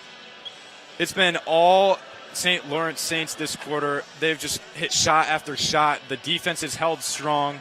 It's been Elizabeth Flynn and Jackie Malley just continuing to add to their scoring totals. Flynn with 16 and Malley with 15. Right behind him, Perry's up to 11 points. Parker, just well-balanced scoring for the St. Lawrence Saints. They did have somewhat of an advantage. You mentioned earlier they played in a regular season game earlier where this is the first for the Lakers, so maybe that one game just gave them enough of an advantage to feel comfortable coming to the Zeal here and just handling the Lakers confidently. Still time for the Lakers to come back here in this one as the timeout is over for both teams. The Lakers outscoring the Saints 11-7 in this fourth quarter. They have played better here in the fourth quarter than they did in the third. But the drive by Annie Perry is no good, but it'll be a foul on Sydney Hefts. And Annie Perry will go to the line to shoot two. It'll be Sydney Hefts' third foul. St. Lawrence from the free throw line in this game are perfect, Eddie. 6 for 6 from the charity stripe. Make it 7 for 7 because the scoring just won't stop for the St. Lawrence Saints team. The Lakers, they've looked better as the game has progressed, but it's just the tiny details, the turnovers, the fouls, the miscommunication, the passes going out of bounds, stepping on the line. It just, once you trim back on those tiny little details of the game, you will have a much better Lakers squad led by White Principio that could make another SUNYAC run. But it starts tonight. They have not the best showing, but there is a way around that. They just need to get more comfortable as a team. And they will continue to look to score here as Hefts hits a nice layup, Parker. Zane Holmes couldn't capitalize on the three, but Sydney Hefts gets an offensive rebound to cut the lead back to single digits with 1:54 to go. Saints lead 59-51. Lakers need to get a stop here on defense. Here's Neese, finds herself open at the top of the key, and she nails it. Wow, Naraya Parker. Neese gets that one to fall. It's been all Saints this quarter, as I mentioned. It's cold outside, but the St. Lawrence team is heating up. They are looking to close out this game strong. They've extended the lead back to 10, although White Principio will get a layup down low to make it back to an 8-point lead. But, man, it's just beyond the arc for the St. Lawrence Saints. 26% as a team to the Lakers, just 11%, Parker. Principio now on to 24 points in the day, 17 rebounds. She has just been a menace on the offensive glass and grabbing the defensive rebounds for this Oswego State Lakers team, who trails St. Lawrence 61-53 with 1:29. There's still a lot of time for the Lakers. But, Eddie, I got to ask the question, when do the Lakers start fouling? If you keep it at a single-digit deficit, if you find yourself down 6, if you find yourself down, somewhere along those lines, like 6 or 7 points, you start to foul. But if the St. Lawrence Saints continue to just stop them defensively and continue to score, they're going to look to run out the clock. There's only 90 seconds left. I feel like that opportunity is kind of passed. Absolutely. The Lakers have to get some stops on defense and then capitalize on those stops and put points on the board to steal this one away from the Saints. 1:22. Neese going to work. She'll go over to Flynn. Here's Malley now, being guarded by Bree Weaver, the transfer from OCC. Now Perry. Good defense by the Lakers, playing great defense all up in the Saints' face. And a turnover almost. And it will stay with the St. Lawrence Saints. But, Eddie, that's great defense by the Lakers. And there's 1 second left on the shot clock. Great defense there, as you said. The Lakers showing up in the final minute of the frame, holding the St. Lawrence Saints to 1 second left on the shot clock with only an 8-point lead. If they could get the ball back, if, say, the St. Lawrence put up a shot, they get the rebound, Lakers come back down the court and score, that makes it a 6-point game with around 55, 54 seconds left, depending on how fast they can get down to score. Then there's an opportunity to say, okay, now we start to foul, now we keep ourselves in it, and we put the Saints back on the line. However, free throws have not been an issue for the Saints. 8 for 8 on the game, 100%. They've yet to miss from the charity stripe. So we'll see what the Lakers can do as we are just about back underway here at the Max Seal Gymnasium coming out of the timeout. If you're the Lakers, Eddie, to try and get back into this one, do you still keep shooting the 3 ball where you're 1 for 17, or you just try to work inside of Principio? It's been so hot as of late. You don't want to get desperate, but at the same time, you're giving up baskets like that. You're going to find yourself down points if you continue to let your opponent score. It comes from beyond the line. However, looks like the referees are going to wave that one off as it came after the shot clock expired. So now the Lakers find themselves in an interesting opportunity here. They're still down 8 with 58.5 seconds left, and it looks like they'll maintain possession. So, Parker, I think it comes from beyond the line. You have established shooters on this team. You have people who know how to score, although it is not shown tonight. You have to find that. You got to light a fire under them, channel that in them, and make sure that if you want a chance to win this game, it comes beyond the three-point line. Sarah Hirschler was a 31% three-point shooter last year. Sydney Hess was 29%. Bree Weaver, 29%. She had 30 games where she had at least one three-pointer last year. She played 33 games for OCC. Currently in the game is Bree Weaver. Maybe you go to her to find a spark. Yeah, absolutely. Going back to her season last year with Onondaga Community College, her and Sarah Hirschler were both lasers there. I had the opportunity to see them play.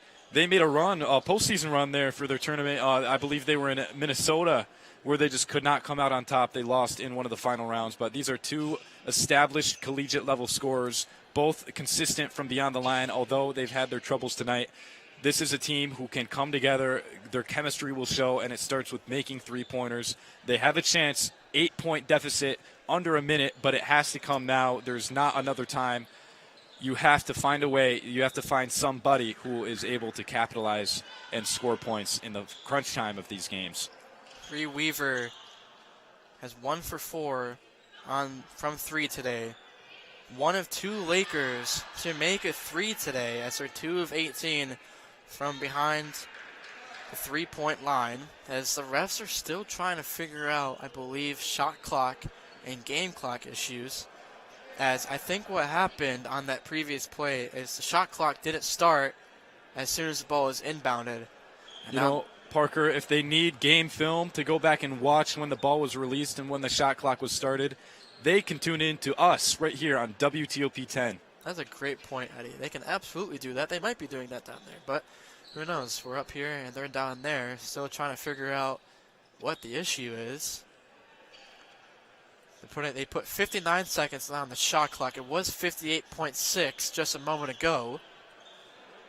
Those 0.4 of a second could be the decider in this game, Parker. You never know. I'm not saying we could have a game winner, but the probability is low, but the possibility is high.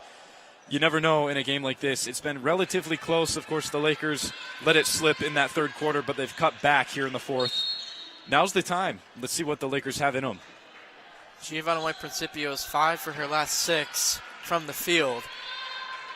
If they can get it to her, that might be the way for the Lakers to come back in this one. Or you find yourself from 3, but the Lakers have struggled from 3 this entire game. Zane Holmes take a quick turnaround shot, but that one's off the mark. But good Great hustle play there. Wow, Madison Gilroy knocks it off Naraya Neese, and it stays with the Lakers, Eddie. The freshman with the high IQ play, she saw the Saints pulling off of that one, letting it go out. She goes up and over her opponent and just smacks it off her, lets it roll out of bounds so the Lakers maintain possession. Inbound to Holmes. She'll take one, and she hits it. The Lakers hit a 3. They were 1 for 17 from their last tries from three-point range, but Zane Holmes knocks that one down, 61-56. The Lakers have life. It's now a 5-point game with about 30 seconds left. Now's the time to foul, as they will do that. Looks like it's Hefts picking up a foul there to stop the clock. But, I mean, if the Lakers have life, we were manifesting this. We said if there were the opportunity, if it presented itself, you shoot the 3 and you commit the foul, you stop the clock, and you get a defensive stop. If the Lakers can stop them here, as it'll be Bree Weaver now fouling, but there's still an opportunity. It's 5 points. That's a 2 and a 3. That's 2 free throws and a 3. Like, there's methods of scoring and there's time on the clock. You cannot count yourself out if you're the Oswego Lakers. However, Eddie, the Lakers are battling against their fouls. They only have 3 team fouls, so they're going to have to foul 3 more times just so the Saints can get into that 1-and-1 bonus. That's right, and I believe that's something they will do. About a second or two has passed between fouls. If they can just keep playing defense at that pace and stick with their offensive opponent, they will have the chance to stop the clock and send them to the line. And if you're Sean Pinkerton, you should be subbing in players that don't have as many fouls as Zane Holmes just picks up her 5th.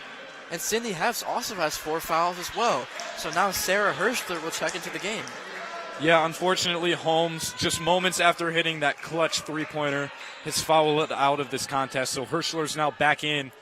But like we mentioned earlier, Hirschler is an established shooter from beyond the arc. If there were a time for her to connect on her first three-pointer here for Oswego, it's now. So in the bonus now are the Saints. So it's 5 fouls in women's basketball, 7 in men's. So now the Saints in the double bonus, 5 team fouls. 2 for 2 at the line goes the number 30 Naraya Neese. Inside is Weaver driving on Malley, but if she can't finish, a jump ball's called. That will go to the Lakers, who have another chance to put points on the board. That is what you want to see if you are Coach Pinkerton. You've got this newcomer in Bree Weaver who's struggled somewhat this game, but she goes up, misses, sticks with it, gets the offensive rebound, and then forces the jump ball. That is the grit and determination you want from these new faces on your squad. Sydney Heffs comes up empty, and she's going to foul out, Eddie. That's her 5th foul, as she had to foul, and now she'll be out of the game. The second leading score for the Lakers is done. Yeah, Heffs has played a majority of this game as well. She gave it her all in the season opener, unfortunately fouling out. Now the second Laker to foul out, along with Holmes, but with about 14 seconds left and you're down 6 points, it's going to take a bit more than a foul to give this one in favor of the Lakers. It will be Elizabeth Flynn at the free throw line, an 85% free throw shooter. Maybe an announcer jinx there as she misses the first one. Lakers catch a break. If she misses both, it could be interesting. She makes the second one. Lakers down by 7. They need to go quick. They'll inbound to Hirschler. She'll go up to Juliet Huguet. Huguet inside to Weaver. Goes up for the finish, and she gets the go. Timeout by Sean Pinkerton. Lakers down by 5 with 6.2.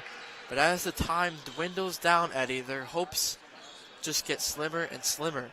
Yeah, unfortunately, they had some opportunities they just could not capitalize on, but they're sticking with it. Weaver picking up a nice layup there in the final 10 seconds of the game. But with 6 seconds left and a 7-point lead there, or 5-point lead there, you really have to execute the final 6 seconds, and I just don't see that happening here tonight. The Lakers have a building block. They have a core with Gianna White-Principio, and they have sparks and good flashes on the outside of that. But I think just as a team, they could not come together to to win their season opener. They've showed flashes of potential, but there's some work to be done as the season will continue after tonight. Couldn't agree with you more, Eddie. The Lakers had high hopes for this season. They still have a long season ahead of them. Like we talked about a bit earlier, Sean Pinkerton led the Lakers to their first SUNY tournament appearance in 11 years. And they had their first home game in the SUNY tournament since they won the SUNY in 2008. And they reloaded their roster with some great transfers and freshmen as well. But this St. Lawrence defense has been it's been all over the place, as they will now foul Annie Perry as 4 seconds went off the clock there, Eddie. So now only 2.8 left on the clock for the Lakers. Yeah, like Parker, as I was saying earlier, it's cold outside. It's snowing. We've been bundled up as we were coming into the building. We had our coats on. You can just bundle this game up, wrap it up. It's over. 64-58 with about 2.5 seconds left. The Lakers gave it a valiant effort, but they were just not able to pull it off here in the Zeal. Outside of White-Principio, there are some question marks if I'm Coach Pinkerton. But like we were saying, it's a new team, a lot of new faces. You've got your transfers and your underclassmen. It's a young team as well, so there's a lot of room to grow, a lot of things to build off. Weaver will send that one from half court, and that'll end it here, Parker. What are your thoughts? Andy Perry ends the game going 2 for 2 at the line. Yeah, it was just a really good defensive performance from the St. Lawrence Saints. Like I mentioned earlier in the game, Eddie, they were first in the Liberty League in points against, only allowing teams to score 57.1 points per game. And Eddie, if you look at the score, the Lakers only scored 58 points today. Yeah, 58 points. Not the best showing, but however, that fourth quarter, they had 20 points as opposed to the second and third. 15 in the second, 8 in the third. So they struggled a bit in the middle of the game, but they started off strong. They ended strong. There's a lot of potential here for this Lakers squad. There are some there's some solid players on this team, and there's some players who are looking to step up into new roles. Like I said earlier, there's only 4 seniors on this team. So there's a lot of room to grow, but you have your set leaders in Hefs and in White Principio. The Lakers will look to bounce back in their next game now. The Lakers' next game, I believe, will be away. They will play St. John Fisher in the Hamilton tournament. And they fall to 0-1 on the season versus the St. Lawrence Saints. And like you said, Eddie, there were some bright spots. Principio had a great game, 24-17. Hefs had a good game as well. But it's got to be other players that show up for this Lakers squad as the season goes on. Just a struggle from 3 tonight, 3 of 20. And last season they shot 25% as a team. So just got to figure it out. It's growing pains. First game of the season, there's still a lot of hope for this young season for the Oswego State Lakers. Absolutely. No red flags if I'm Coach Pinkerton. It's your first game with your new squad. You just have to build off of the goods from this game. You know, White Principio looked dominant as similar to last season. There were some great defensive stops there. They've yet to click and really show their team chemistry. So I think outside of White Principio and Hefs, it's got to be one of the newcomers or one of the transfers who will lead this Lakers team the rest of the way. St. Lawrence wins their second in a row, now going to 2-0. The Lakers lose their first game of the season, 0-1 is their record now. Lakers lose 65-58 against the St. Lawrence Saints, who come into the Zeal and steal one from the Lakers.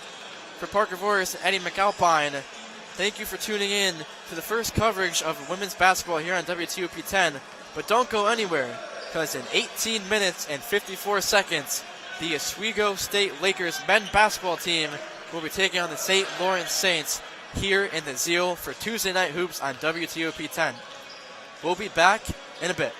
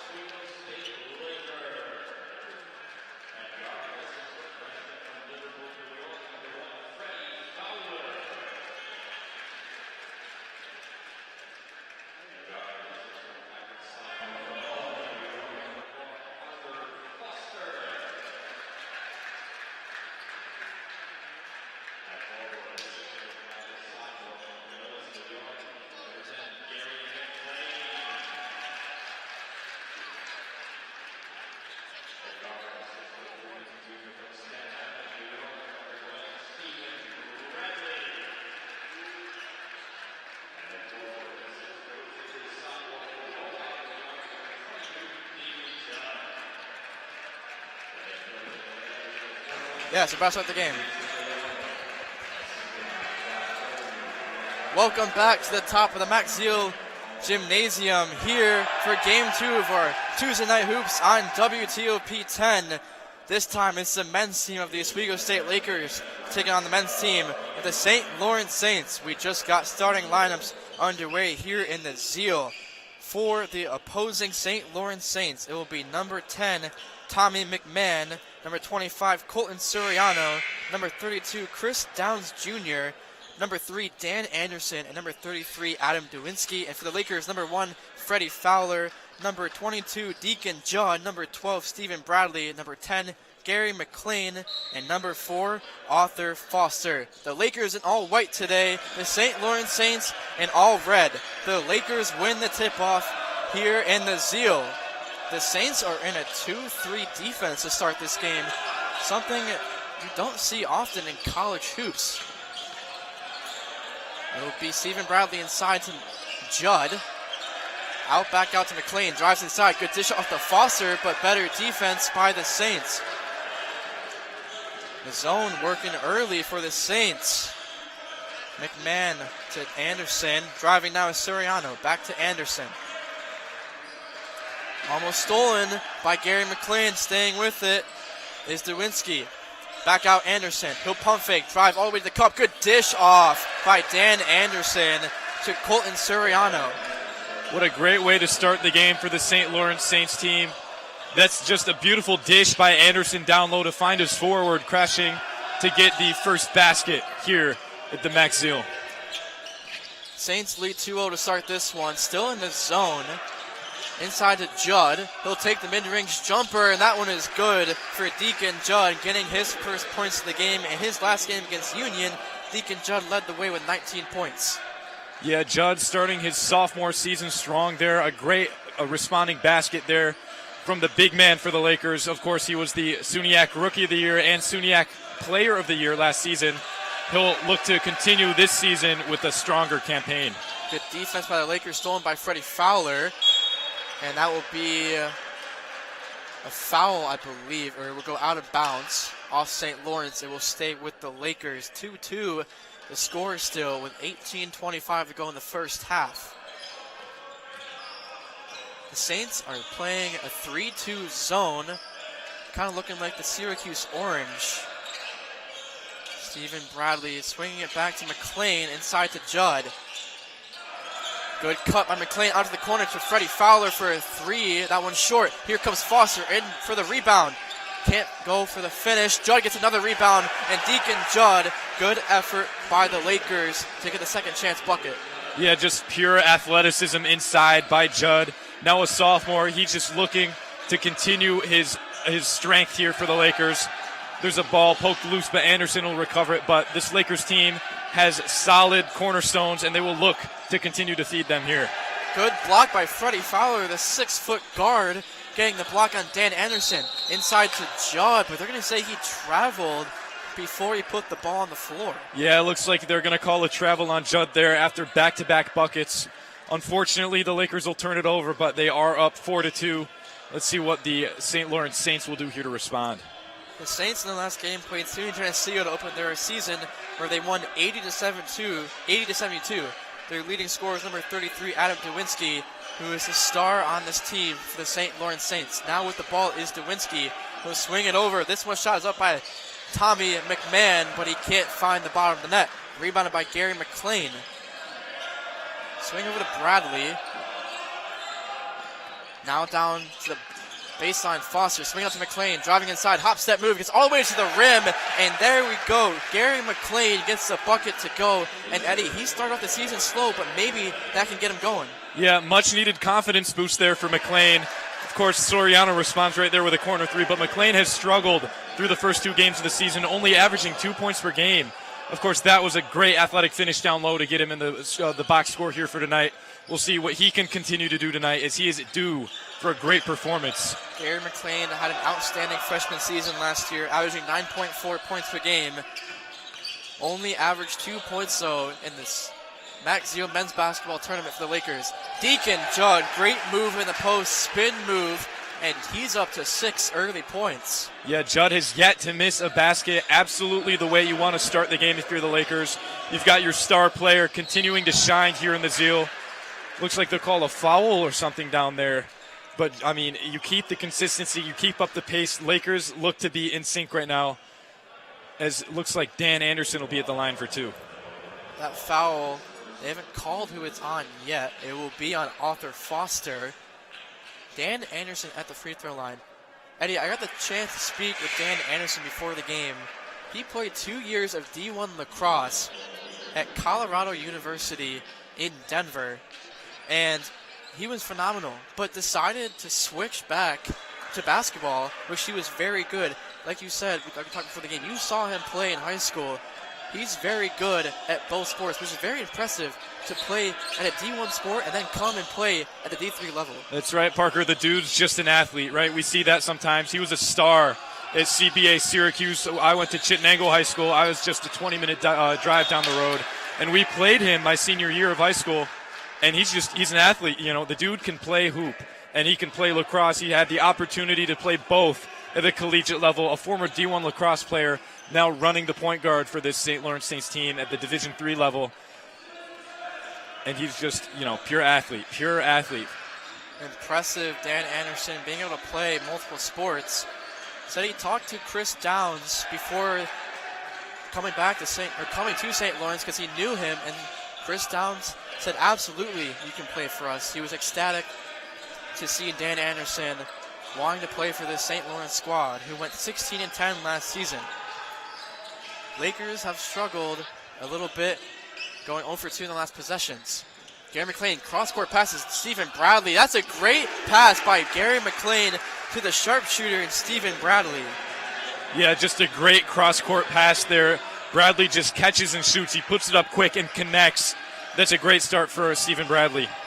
Stephen Bradley started off the season strong. He had 17 against Mount St. Vincent, and he had 18 against Union. Coming back, Dan Anderson knocks down a tray, and he's up to 4 points now. Yeah, speaking of Dan Anderson, he was away from basketball for a few years, but he's back and he's scoring in a very close first quarter early on, of course, but connecting from 3, responding to Bradley's make just a few moments ago. That's exactly what you want if you're the senior Dan Anderson. Lakers lead by 2, 11-9. Cross court to McGee, swings it to Bradley. He'll drive inside, going against St. Lawrence, and he does just that against Chris Downs Jr. Stephen Bradley with a great finish. Yeah, that's back-to-back Laker buckets for Stephen Bradley now, hitting the 3 and then going in for the athletic finish at the rim. Put up a great defensive contest there, but Anderson got inside for the layup. It's Stephen Bradley with back-to-back buckets. We'll see if he can continue the consistency here in the first quarter, Parker. I believe that was Tommy McMahon that got the finish for St. Lawrence. That's his first bucket of the game. Coach Leone does not look to be happy in that timeout. That's something we see a lot from Coach Leone. He's always 100%, giving it his all. So passionate on the sideline for this Oswego State Lakers, and rightfully so. The man wins, Eddie. This is his 14th season coaching this Lakers team. 280 wins, 93 losses for a win percentage of 73%. And in the SUNY, he has a win percentage of 76%. He just dominates. He's won 6 SUNY titles here at Oswego, has had an Elite 8 run as well in 2022, 2023. The man wins. That's right. He has solidified his status on the sideline for this Lakers squad. They made a run last season too, but unhappy with the way it ended out. They unfortunately lost in the SUNY tournament last year. So this is a great opportunity for him to continue to show that he wins and start your season off strong. And how about Stephen Bradley hitting another 3, Parker? That's now 2 for 2 from beyond the line, 3 for 3 from the field. Is this a predictable outcome after struggling somewhat through the first few games? Stephen Bradley has been super solid here in this one, already up to 8 points now as St. Lawrence responds. 16-13 now is the score, but Bradley had a great showing in the Mac Zero men's basketball tournament, and he's 2 for 2 to start this one from behind the arc. McLean will swing it over to McGee. St. Lawrence still in that zone, but they'll find Arthur on the baseline. Gets double teamed out to McGee. Bradley, pump fakes, dribbles, takes this one, and he nails it. Stephen Bradley is on fire. Parker, Stephen Bradley has started this game hot. It is freezing outside, but he took, 7 minutes to heat up? Now 3 for 3 from beyond the arc. The kid can shoot, and he's showing that here tonight as the Lakers extend their lead to 6. What a great way to start the season opener for the men's basketball team is Stephen Bradley is just showing he can play ball. Stephen Bradley up to 11 points, driving inside is 13 of Dan Hoey, but he can't get that one to fall. Arthur Foster will slow things down for the Lakers. McGee directing traffic. He'll give it to the hot hand and Bradley. Foster over to McClain now, trying to get inside the Judd. Bradley now trying into Foster. Now McGee in the corner. He'll take a 3, and that one's good. The Lakers can't miss from 3. That's another 3 for the Oswego State Lakers. Beautiful, beautiful, beautiful. The Lakers have struggled from 3 so far, only shooting 24% as a team last season. The three-point efficiency was not there. However, they are off to a very quick, very timely 4 for 6 from the line, behind the likes of Stephen Bradley and McGee, who just connected there in the corner. This is the dominant start the Lakers were looking to have here in their home opener, as they are now up 9 points, Parker, in the first few minutes. So far, the Lakers are shooting a much better percentage from 3. They played Union in their last game, and they lost in the men's basketball tournament. And in the first half, Eddie, they went 4 of 12 from 3. So far, we're 12-19, and the Lakers were 4 from 6. They shot 25% as a team in that game against Union, but so far, showing that they can shoot the 3 ball. Absolutely, and I look to see them continue that throughout the rest of this game. You've got established scorers like Judd on the inside, but you've got guys like McClain and Bradley and McGee who are known outside shooters, and they will keep you in these close games by hitting from beyond the line. So if they can continue to build off this momentum and this consistent shooting from these solidified stars, then you have yourself a runaway game. St. Lawrence trails 22-13. They haven't struggled from the field, but the Lakers are just red hot. They're 9 for 12 to start this game from the field. 75%. It's the Lakers. Great block by Deacon Judd. The reigning SUNY MVP gets a great block on number 15, Jalen Brown. Yeah, despite the great shooting by Stephen Bradley, we can't forget that Deacon Judd was the one who started this game off for the Lakers, scoring the first 6 points. So now with a defensive effort there, picking up the block, he's been making his presence known offensively and defensively. Gary McClain will corral the defensive rebound. St. Lawrence still in that 3-2 zone. Maybe they'll switch out of it if the Lakers keep hitting these threes. Over to McClain now. Stephen Bradley, top of the key. Jason McGee directing traffic. Judd inside now, but he loses it. Good defense by St. Lawrence. Here's Brown now. Looking to go to work. Nobody's in front of him. He'll slam that one home. Jalen Brown gets up for the dunk. Yeah, Brown just found the lane and took it, capitalizing at the rim. No Laker could meet him there. It's definitely a momentum swing now for the Saints, as they needed some sort of spark to keep their offense persistent. Coach Leone was not happy that nobody was in front of Brown there. An easy slam for him. Stephen Bradley, why not? Stephen Bradley cannot miss. It's been all his quarter now. 4 for 4 from the three-point line. Absolutely the spark the Lakers needed to start their season, because he's just been phenomenal here in the first quarter. It's a 10-point Laker lead in about 10 minutes of play. The Lakers now have the opportunity to extend here. But look who responds. Dan Anderson knocks down a 3 ball. He's a 40% three-point shooter. Expecting that from him. Almost stolen by Anderson. They'll kick it to McGee. He'll try a 3.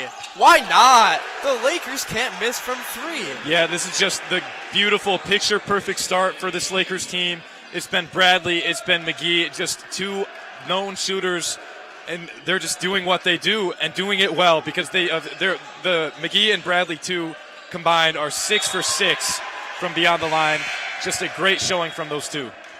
The Lakers are red hot from behind the three-point line, something they struggled with in the Maxio men's basketball tournament. So far, 6 of 8 from 3, 75%.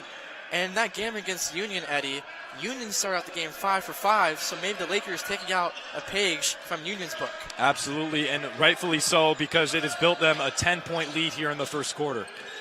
Chris White-Luciano, number 15, has checked in for the Lakers.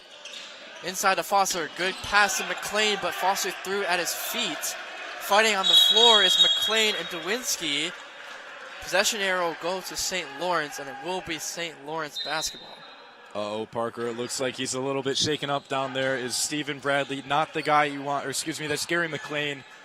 Just a little bit shaken up after the wrestle on the ground with Dzinski, but it will be St. Lawrence ball. McLean looks to be okay. Was fighting with Dewinski, who's 6'8" out there. The senior forward from Syracuse, New York. Played high school basketball at West Genesee. And he's been the guy for St. Lawrence, averaging 14 points per game and 6.7 rebounds. Was first All-Liberty League team last season and had a dominant performance in his first game with 20 and 12 against SUNY Geneseo. Dewinski now with it. Can't finish. Good defense by Gary McLean. Foster will rebound. He'll slow things down. Over to McGee. Lakers look to set up their offense, leading by 10. 28-18. 9:26 left in this first half. Stephen Bradley swings it over to McLean. Back to Stephen Bradley. He's hot. Can't get that one to fall. Stephen Bradley finally misses from 3. Here come the Saints trying to respond. That one's off by number 5, Connor Parks. Rebounded by McGee. Up to McLean. Inside to Foster. Good cut by Bradley. Out to White-Luciano. Good defense by St. Lawrence. 16 on the shot clock. Over to McGee. Back to McLean. Inside to Foster. McGee's open. And he hits it. Jason McGee knocks down another 3. And another 3 for the Oswego State Lakers. How about another one from McGee? Coming off the bench in this one, it was Fowler who got the start, but McGee subbed in and immediately made his presence known. Bench scoring has been an issue for this Lakers team, but McGee now up to he's got a quick 6 coming off the bench. Jason McGee, the junior, transferred from Herkimer Community College, standing at 6'1", 195, averaged 12.4 points per game at Herkimer Community College, and he had a career high of 40 points last season, and he can score. If he gets hot for this Lakers team, it'll be scary for the rest of the SUNYAC and for any other team that Oswego State Lakers play. Absolutely. This Lakers team has a lot of potential, and they have a lot of depth. Similar to last year, they brought in some new guys, but they brought back a lot of their core guys as well, including Judd, who's just been phenomenal to start this one. But let's not forget Stephen Bradley, he's 4 for 5 from beyond the arc in the first quarter. Looks like Gary McLean just got tended to after that, hitting the ground hard with Dzinski just moments ago. But this Lakers team has their core, and it has their formation of what they want to accomplish this year. They are led by a true winner in Jason Leone. This is a great opportunity to start the season strong. They lost their last game against Union. Gary McLean will check out of the game, and he'll go to get his arm checked out on the bench, on the table behind the bench. Coach Leone, showing the energy, is not happy with the Lakers on that inbound play. Inbounding for St. Lawrence is Parks. Coach Leone telling White-Luciano maybe the play that St. Lawrence is trying to run. Yeah, Parker, if you're Coach Leone, you just know how to win, right? The dude's a winner, and with that comes knowledge, because through his success as a coach. Oh, here we go, Parker. McGee gets the steal, go to the lane, and he finishes. A tough move and good steal by Jason McGee, who's now up to 8 points. That's right. That might be something that Coach Leone was hinting to his team as he saw the play coming. Lakers were able to get the steal, and McGee converts on the fast break lay. Good defense by Bradley to stop Anderson from finishing at the cup. Up to Judd, but it's too far ahead, and he'll step out of bounds. And again, Coach Leone not happy, telling Stephen Bradley, not sure exactly what, but not happy with the pass to Deacon Judd. Maybe he's telling him to keep it up from the line. Once again, he's 4 for 5. He's got 14 points here of the Lakers' 33 with 8 minutes to go. The dude's been scoring. Right behind him is McGee with 11. So these are just two dudes who can just get the ball in the hoop when it matters. Foster trying to steal it from Dawinski, and they're not too sure. I think they're going to call an offensive foul on Adam Dawinski. The ref's talking it over. It will be St. Lawrence basketball. Not too sure what happened out there, Eddie. Yeah, Foster and Dawinski both going at it around center court there. Not sure what the call was, but it'll stay with the Saints here as they find themselves down now. What's that, 15 points? They've got some work to do. Something that's interesting, Eddie, last year these two teams played each other. It was a very low-scoring game. St. Lawrence won 45-44. The Lakers already have 33 in the first half. Inside, cross-court to Jalen Brown. Be Dan Anderson now. Trying to go to work on White Luciano. Gets all the way to the cup, and Dan can't finish. It went in and out. Unfortunate miss for Dan Anderson. Yeah, that one looked good, but it just wouldn't fall their way. The Lakers now have the opportunity to extend their lead even more as they are facilitated by McGee. McGee can't finish that one, but offensive rebound by Bradley goes over White Luciano's head, and it'll be a turnover for the Lakers. Parker, correct me if I'm wrong, but that might be the first true turnover by this Lakers team here in the first half. Just miscommunication that, it's a minor tweak that this Lakers team will iron out. But other than that, just very few mistakes made by the squad so far. You'd be surprised, Eddie. That's their sixth turnover of the game, actually. Lakers usually don't turn the ball over, but they have 6 early turnovers. Make that 7, actually. Inside, out to Jalen Brown. And they're going to call travel as Brown didn't have his feet set. We'll go to the Lakers leading 33-18 with 6:56 to go in the first half. St. Lawrence has struggled in these last 5 minutes, not getting anything to fall on offense. But the Lakers can't be stopped from behind the three-point line. They swing over to McGee. McClain trying to get into Judd. They swing over to Bradley. Baseline to Foster. And it will go out of bounds, and it will stay with the Lakers. A good sight for the Lakers is that Gary McClain is back in after he looked a little roughed up after that jump ball that was called earlier in the half. He checked out momentarily, but he is back in here for this Lakers team. Judd goes to work, and he finishes at the rim. Deacon Judd now up to 8 points. Good inbound play by the Lakers. St. Lawrence down 35-18. They've been scoreless for the last 4 minutes and 20 seconds. And right there on cue is number 5, Connor Parks, who finally breaks the scoring drought for St. Lawrence. St. Lawrence still down by 15, though. So the Lakers have been red hot from the field, shooting a ridiculous 73% from the field. They've only missed 5 shots. McGee gets inside. Good move by Jason McGee, but too hard on the finish. Judd and Dawinski fighting for it. It will go into the hands of Jalen Brown. Looking to push is St. Lawrence. Parks gets double teamed. It's stolen by Stephen Bradley. Here comes Foster. He can slam it home. Almost gets the poster on Jalen Brown.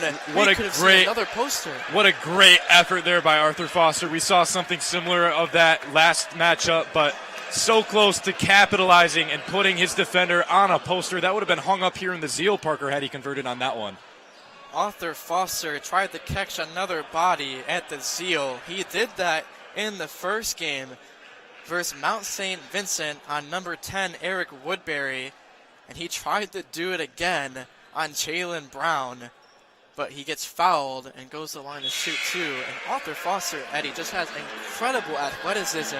He can jump up in the air. It's like he's jumping off a trampoline. Absolutely. He's jumping out of the Zeal. Of course, his efforts earned him a spot at the free throw line as he was fouled going up for that one. The dude's an athlete, Parker. Arthur Foster had a great game against Union, even though they lost. Foster had 17 points and 14 rebounds. He really goes after every single rebound for the Oswego State Lakers team. And he goes 2 for 2 at the line. Lakers lead by 17 against the Saints. Anderson will try one, but that's going to be long. Rebounded by Foster. Jaden Watkins, number 5, in the game for the Lakers. Foster being hounded by Anderson. He'll give it up to Watkins. Inside the Judd. looking to go to work out to Stephen Bradley, who drives into the lane and finishes at the rim. Stephen Bradley is at 16 points already. Yeah, Bradley is just getting it done his way here in the first half.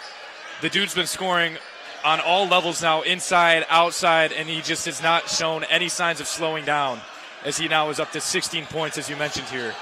Dan Anderson can't finish.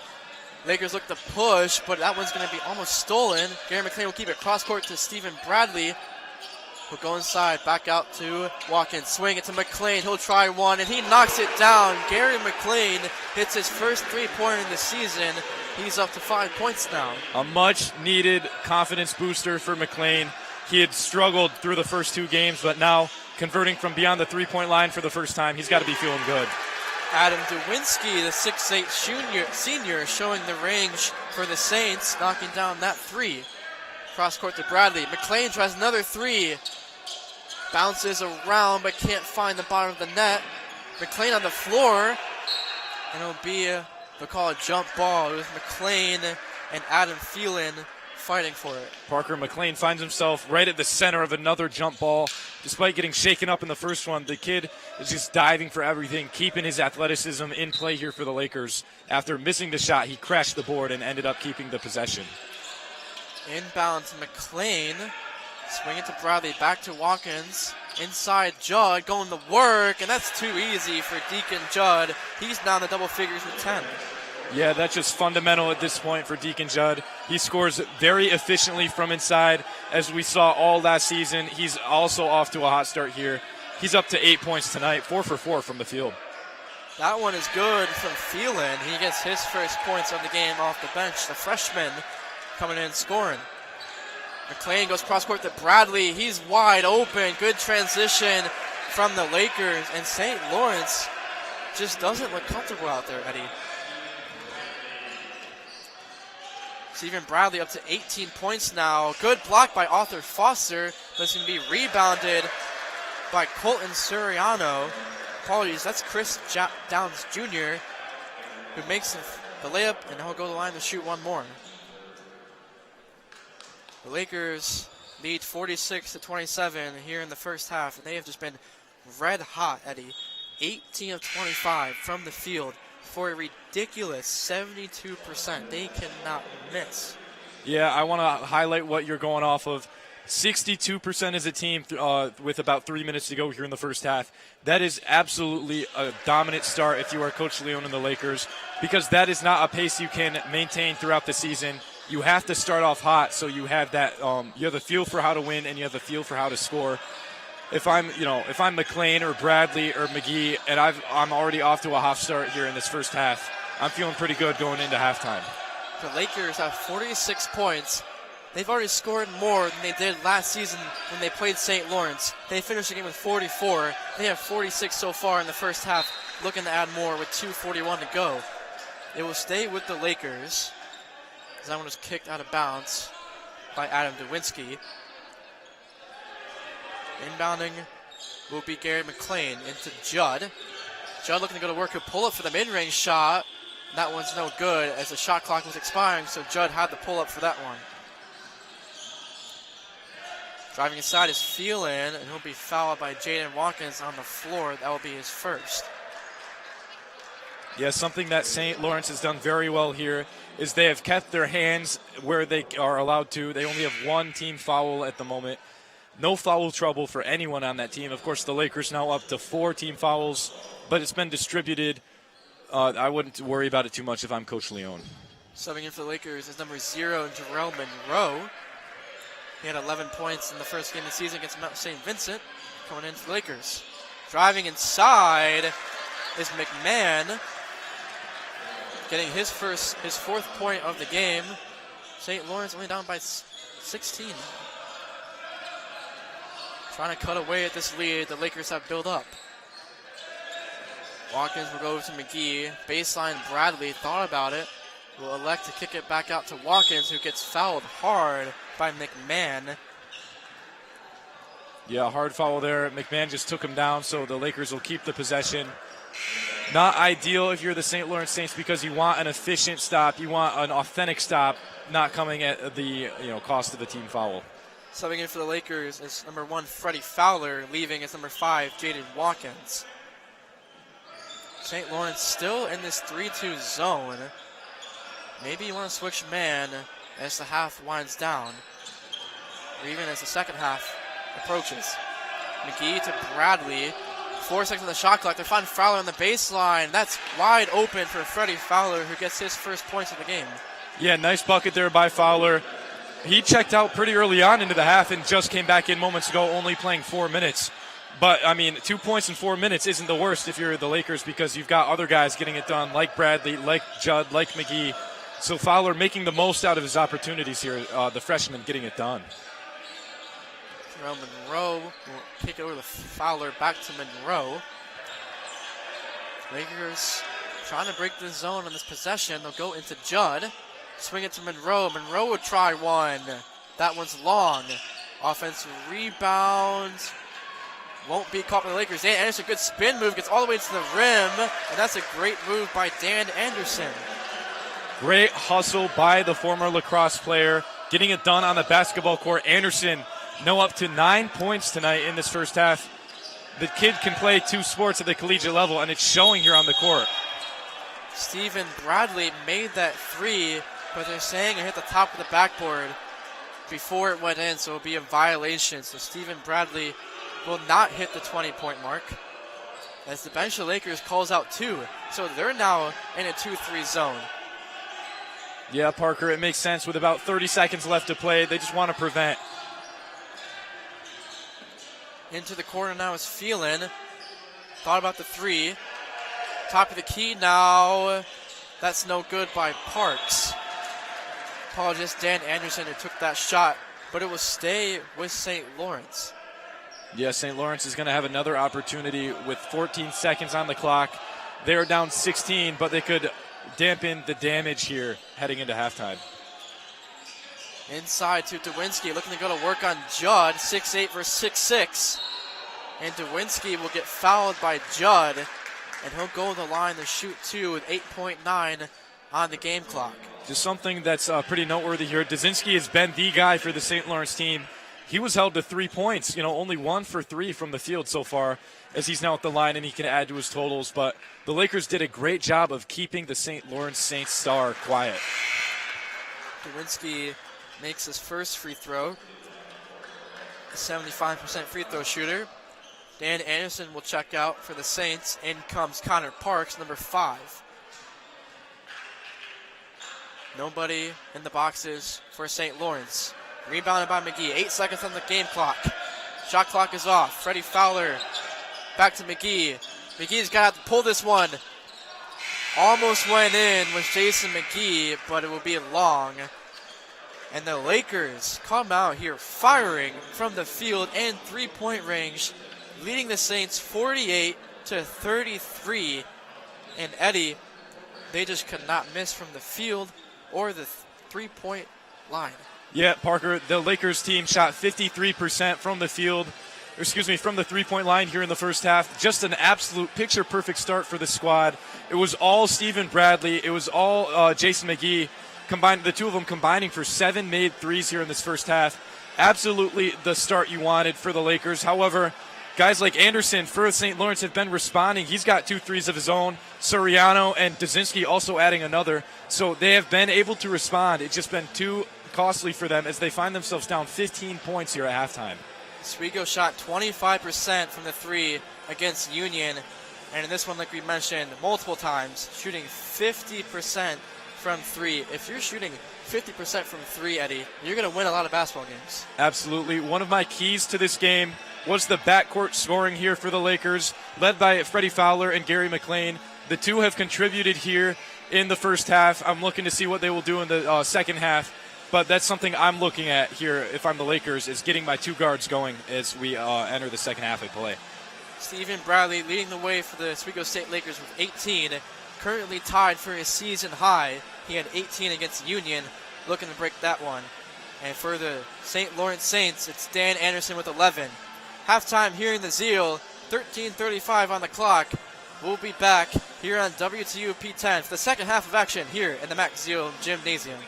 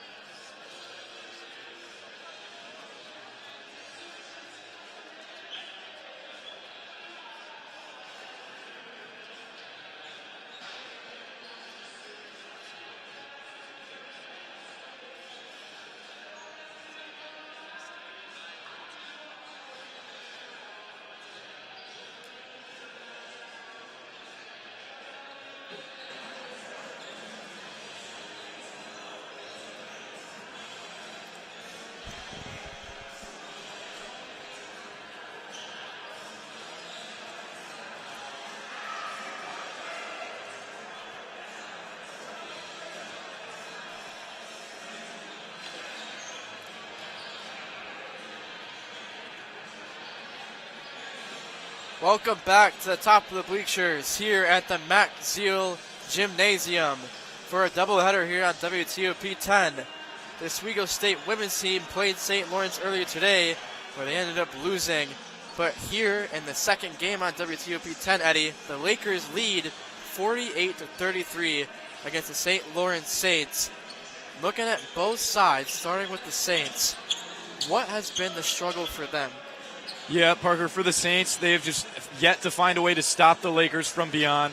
The Lakers shot 63% as a team that first half at the three-point line. That is almost an unsustainable pace for the Lakers, and the Saints could just not stop them. It was Bradley, McGee, guys were getting it done, and the Saints have yet to counter that. However, they have succeeded at scoring inside. Anderson's up to 11 points, 4 for 11 from the field, and then guys like McMahon, Suriano, Downs, Dazinski, they've contributed as well to that team total. But they find themselves in a hole now as they're down 15 entering the second half of play. They need to find a way to stop the Lakers from the three-point arc because that is, like I said, nearly unsustainable. 63% as a team. We'll see what they do as we are just about back underway here. But Parker, I want to highlight Stephen Bradley because he had himself a half. 18 points, 7 for 9 from the field, 4 for 6 from beyond the line. That is a great start from the kid. He contributed very well in the last two matchups, but 4 from 6 from 3, started 4 for 4. That's just a great way to start the season here at home. We'll look to see what the Lakers do here in the second half. Parker, we're in for a great second half of basketball. We sure are, Eddie. And for the Saints, like you were talking about, to stop the Lakers, they've been playing that 3-2 zone the entire game, which is supposed to stop teams from making threes. That has not been the case tonight, as the Lakers, like you said, are 8 of 16 from behind the three-point arc. If you're the St. Lawrence Saints and your head coach, Chris Downs, do you switch out of that zone and go into man-to-man defense? I want to highlight actually the St. Lawrence assistant coach, Caleb Cook. He's a former Oswego player under head coach Leon. He played just 2 seasons ago. He is very familiar with this Oswego Lakers system, and he knows how this team works.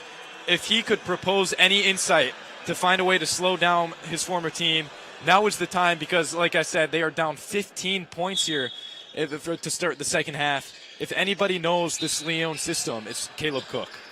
Caleb Cook played 4 seasons under head coach Jason Leon, went to back-to-back NCAA tournaments under Leon, was a great shooter off the bench. Now assistant coach for St. Lawrence. We start the second half here at the Mac Zeal. Chris Downs Jr. going to work on Judd.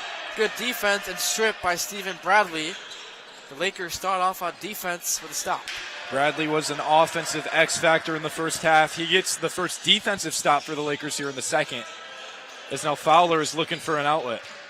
St. Lawrence is still going to stay in that zone against the Lakers. We'll see if that comes back to bite them. Gary McLean gets stopped. Judd will kick it to Foster on the baseline. Out to Fowler. He'll try a 3-ball. That one's short. Rebounded by Dewinski. Dewinski with 6'8", handling it for the Saints. He'll be backing down McLean into the corner. Anderson. He'll try a deep one. That one can't find the bottom of the net. Rebounded by Deacon Judd.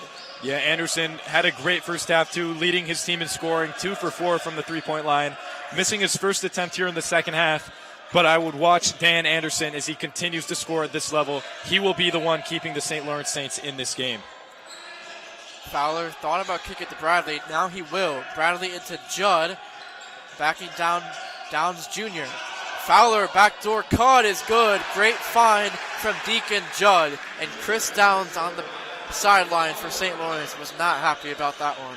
Yeah, how about the big man facilitating and hitting the guard on the cut in the paint? That's not something you see a whole lot, but Freddie Fowler, great IQ and great awareness to get inside, found the open lane, and Judd hit him with a nice dish to get the Lakers another 2. Suriano stopped by Fowler. Anderson driving inside, but can't finish over the 6'5" Foster. Lakers look to push. McLean going to the rim, up and under, can't finish as he was looking maybe to slam that one down, but saw that Adam Dewinski was in his way. Yeah, Dazinski did a great job getting down there to stop the fast break layup. However, he did pick up a foul, which will send Gary McLean to the free throw line. We've yet to see McLean from the charity stripe, so we'll see if he can contribute to this Lakers lead here. McLean, like we talked about, struggled a little bit in those tournament for the Lakers, only averaging 2 points. He went scoreless against the Union, not something we're accustomed to from Gary McLean, who averaged 9.4 points per game last season. In the last 5 games this season, Gary McLean averaged 14.6 points per game. And the last game of the season against Cortland, where they lost in the SUNY semifinals, he had 21 points. So he can score, but has struggled early, but has 7 in this one against the Saints. Yeah, he's looking to continue to add to his season total. He didn't have the best start last weekend, but in this game, the script is his, and he is writing. He's now up to 5 points. Lakers will pick up a foul there, but watch out for Gary McLean as the season progresses. Adam Dawinski gets fouled. That one will go on Arthur Foster. That's his 3rd foul. Dawinski at the free throw line. A good free throw shooter for being 6'8", 75% free throw shooter. Started all in 26 games last season. Had a season high of 27 versus SUNY Poly on December 3rd, 2024. He had 17 games last season where he had 15 or more points. Dawinski can score the basketball, but has struggled a little bit here tonight, only at 5 points. Yeah, he had a relatively quiet first half. The Lakers holding him to, I believe, just 4 points in that first half. But now he's looking to see what he can do to lead the Saints. He is their star player, the solidified scorer for St. Lawrence. So he needs to get hot if the Saints want to stay in it. And that's a great baseline pass to Foster, who finds the cutting Judd. And that's how you break a zone, Eddie. You get to the baseline and you find the guy in the middle cutting, which was that time Deacon Judd. Is it crazy to say that Deacon Judd has had a relatively quiet game so far? He's in a very efficient, very well-timely 5 for 6 from the field, up to 10 points now on the night, make it 11 with the free throw. But we've yet to really see him explode and be the dynamic player that he is. He's scoring at the right times. It's fundamental. But it's really been guys outside of Judd, which is a great sign if you're the Lakers, because you need other outlets to make this offense work.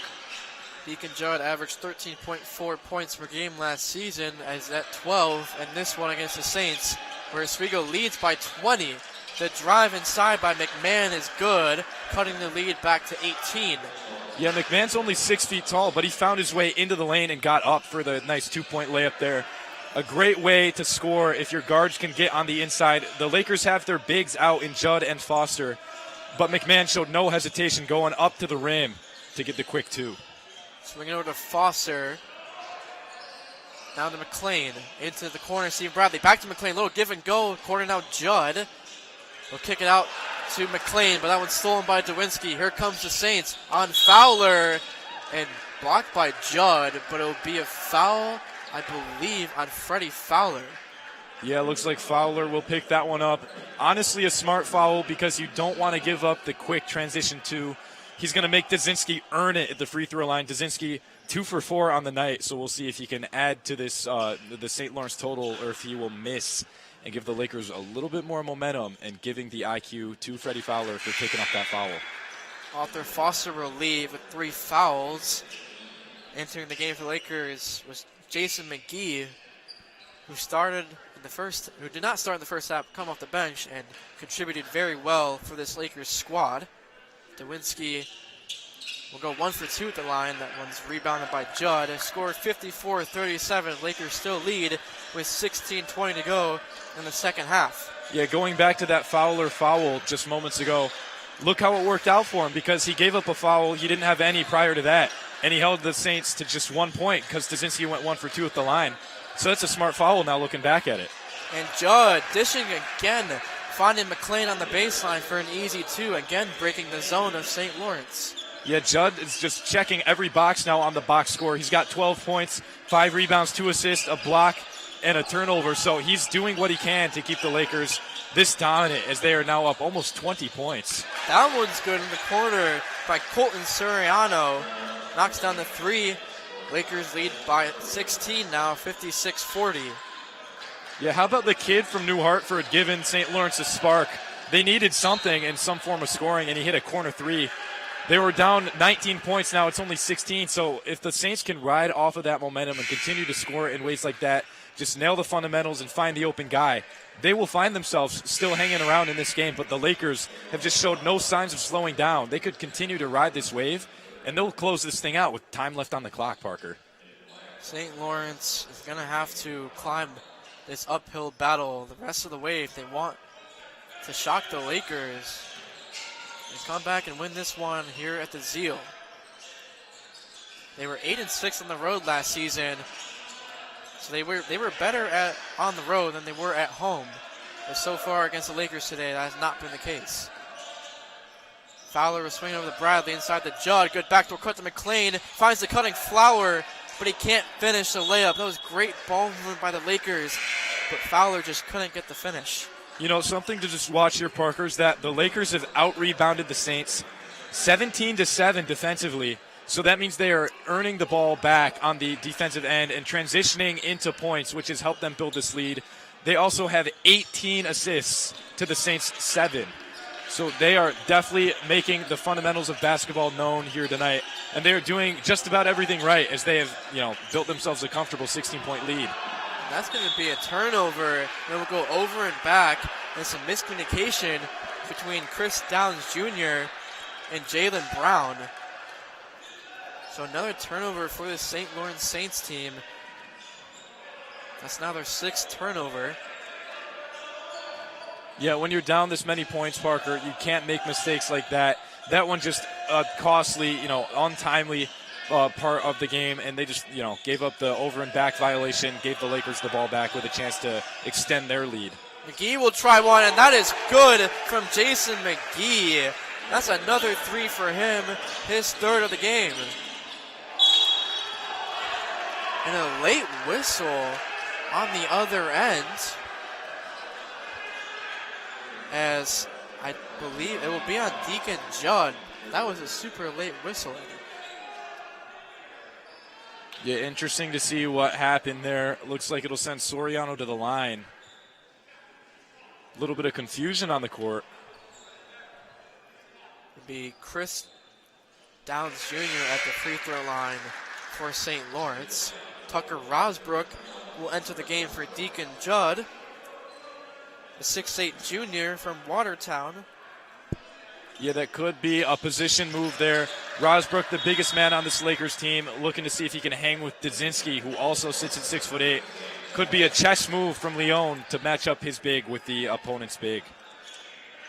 Tucker Rosbrook appeared in 16 games last season for the Lakers. Here, subbing in for Deacon Judd. Score 59-42. Lakers still lead with 14:04 to go. Jason McGee will swing it over to Fowler. Kick out to McGee. He's been hot, but that's a deep one. Can't finish on the tray. Rebounded by Dewinski, who pushes it up to Brown. He'll slow it down with the smaller Fowler on him. Goes to work now. Pushes ahead, but great defense by Freddie Fowler. The Lakers now look to push. Swing it over to McLean. Now to Fowler at the top of the key. Back to McLean. Bradley in the corner. He's been hot, and he stays hot. Stephen Bradley knocks down another tray. That's his 5th of the game. Yeah, Stephen Bradley just doing everything right, continuing to provide a spark for this Lakers offense. Despite their comfortable lead, he's showing no remorse for the Saints team, just knocking down tray after tray, now making a defensive stop. Saints are look a little out of sync there as Anderson will smoke a layup, but Bradley is just been everything the Lakers have needed him to be tonight. It's now a season high for Stephen Bradley at 21 points. Before that, it was 18 against Union. Stephen Bradley is having himself a season here early for this Lakers squad. In the corner is McLean. Swing to McGee. McGee drives inside. Oh, wow. Pretty move from Jason McGee. Switches hands to get around the 6'8 Dewinski. Yeah, not easy at all, but McGee made it look so, just picture perfect. He switched hands midair. He converted the layup, and he just got underneath the big. Got Oswego a quick 2 points. That's just so beautiful from Jason McGee. 64-42, Lakers lead. This one is up and good by Braden Shepherdson, the junior, coming into the game, knocking down a tray. Lakers still lead 64-45. Here's Bradley. Swinging over the Fowler. Down to McLean. Stephen Bradley can't miss. Stephen Bradley is on fire. That's his sixth three-pointer of the game. Parker, I walked in here today with all the snow coming down outside. It's chilly, but I walked in here and I thought they turned the thermostat up because it's so hot. It was just Stephen Bradley practicing his shot before the game because that thing is on fire. He's now hit 6 threes of 9 attempts. The man cannot miss. Stephen Bradley, a flamethrower from behind the three-point line, cannot miss. 24 points on the day. And I believe, Eddie, that is a career high for Stephen Bradley now. Yeah, what a great time for that to come because this is a statement game for the Lakers. You're playing your opponent out of the Liberty League. You want to make your presence known here on your home court. Start your regular season off strong, and you've got a great chance to take this team a long way. Stephen Bradley is doing everything right for this team. Swinging over to McGee. Back to Bradley. Fowler, pump fakes. St. Lawrence still in this zone that's been ineffective against the Lakers tonight. Fowler swinging over to Bradley. He'll try one. This one won't be a three, but it's still good. It doesn't matter. Stephen Bradley cannot miss. What a heat check from the kid. That's the junior pulling up a little dribble step back three. He's up to 7 3-pointers here on this game, and we've got a lot of time left on the clock. The Oswego Lakers are making it done. It was almost a three, Eddie. He pulled in just a little bit into the three-point line and took a long two, but it doesn't matter because Stephen Bradley can't miss. Wow, what a performance from Stephen Bradley. Now up to 26 points, looking for that 30-piece here against the St. Lawrence Saints as a foul was called. Going to the line will be number 13 of Dan Hoey. Interesting free throw technique there from Dan Hoey. You usually don't see people jump at the free throw line, but that time he did.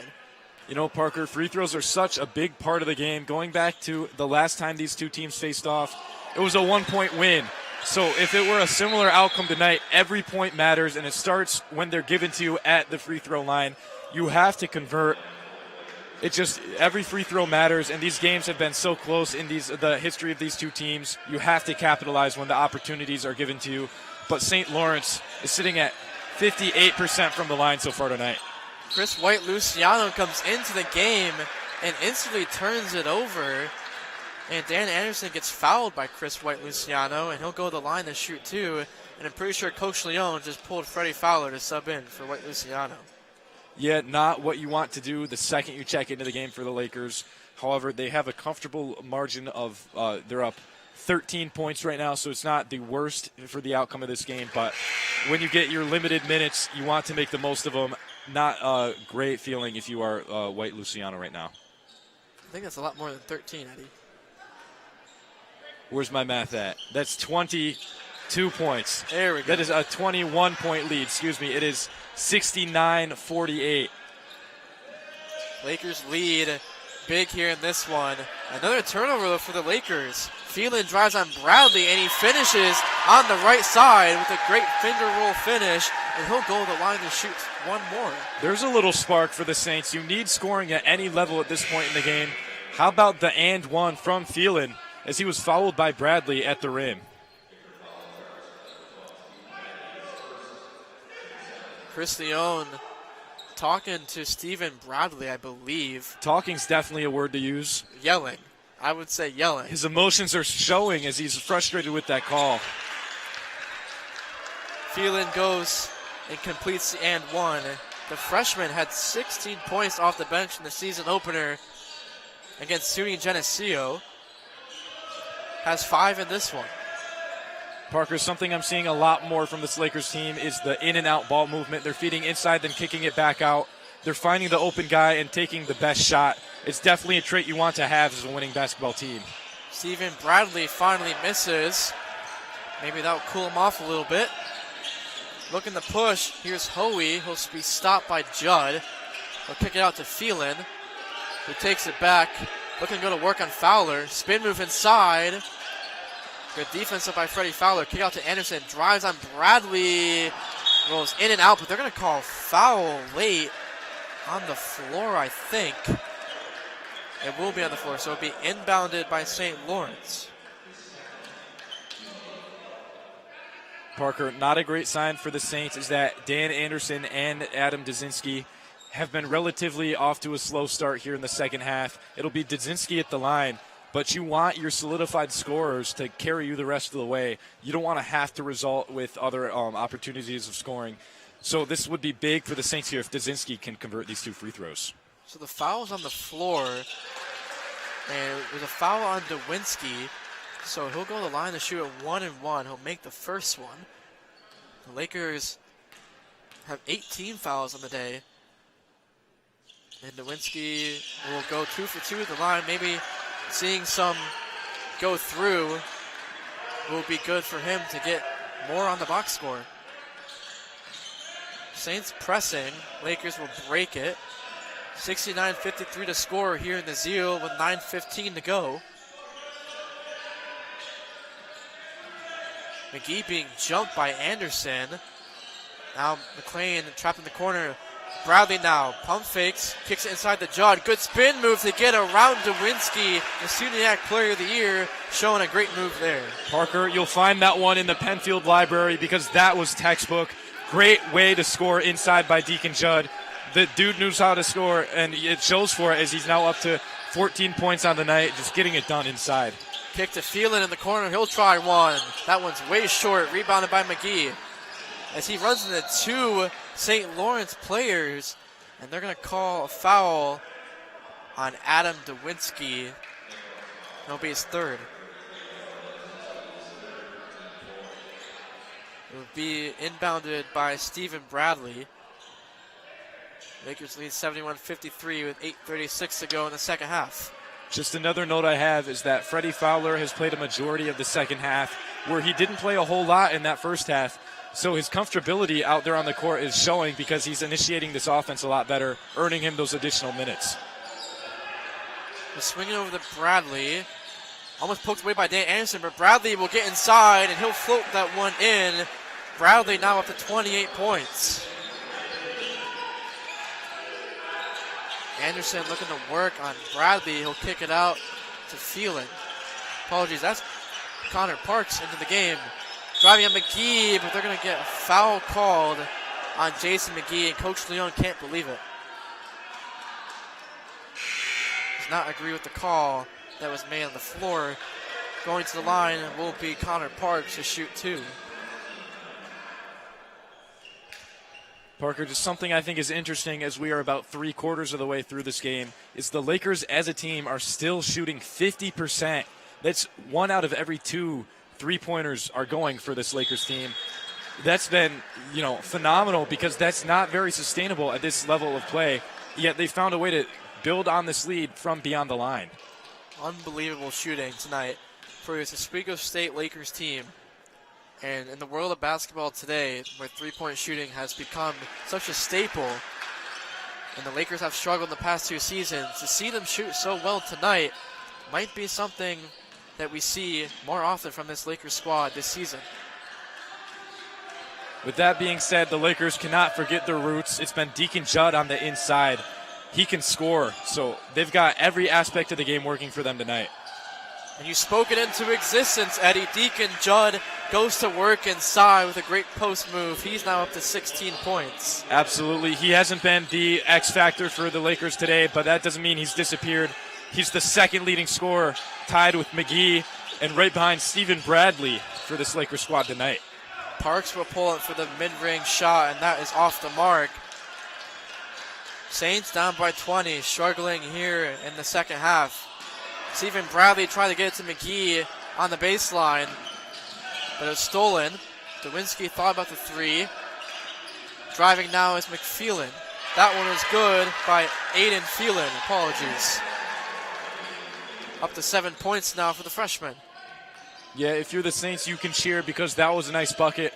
but you have to look up at the scoreboard and realize you're still down a significant amount of points with about a little over 6.5 minutes left, and the Lakers just continue to do everything right. Great statement game from the Oswego Lakers. McGee will try a deep one. That's short. McLean tried to save it, but it'll go to the Saints. The Saints in this second half just haven't, on the offensive end, just haven't had it. 5 of 13 from the field, shooting at 38%. But the Lakers, Eddie, we thought that the shooting in the first half wasn't going to be sustainable, but it has. They're shooting 62% as a team still in the second half. It's insane. And how about the Lakers? I mean, looking at the box score, the rebounding, they're winning the rebounding battle. They have way more assists than the Saints team. Their percentages are higher. This looks like a very well put together, a very well orchestrated Lakers team. And the Saints, don't get me wrong, are a very good team as well, but the Lakers might just have them beat here tonight. The Lakers have played a phenomenal game so far. And this is a great bounce back game where they lost to Union 75-81. They have 75 here in this one, so they've already matched their point total from last game. As at the line, Chris Downs goes 2 for 2. St. Lawrence 75. Oswego 75, St. Lawrence 59. Yeah, Parker, don't expect the Lakers to slow down at any point either. They're looking to find what works, and this is such a great opportunity to figure that out because you're up such a comfortable amount. You can start to experiment and say what is going to work for us throughout the rest of the season. I could see them trying some different things here in the final minutes of the game. Fowler will give to Bradley. Pump fake, fires, can't finish. McLean tried to grab that one but couldn't. Dewinski will give it to Downs. Back out the field, and he's wide open, but can't finish. Maybe too open for Aiden Phelan. Dewinski finds himself with the basketball, but can't finish that one. Fighting for it is Dewinski and Judd. I believe they're going to call a foul on Deacon Judd, so it'll stay with the Saints. Yeah, just big men going at it down low. That's going to happen. We'll see what the call is, but just great effort by both sides to stick with it. Possession is so important this late in the game, especially if you want to cut back at that lead and keep yourselves in it. So all credit to Dzinski and Judd as they battled for it down low. So correction, the foul going on Adam Dewinski, so we'll go to the Lakers. And 75-59 as Chris Downs wants to talk things over. 5:12 to go, Eddie.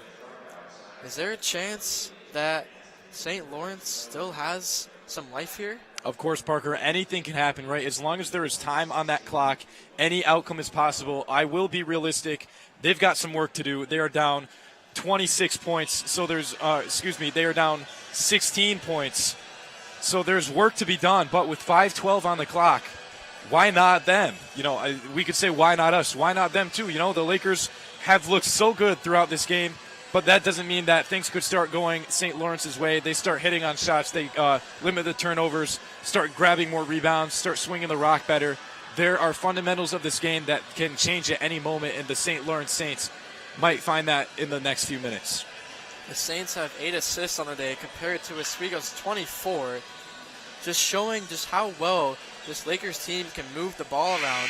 And I think a part of that has to do with the zone. If you want to break a zone, you have to move the ball around. And the Lakers have executed that perfectly tonight.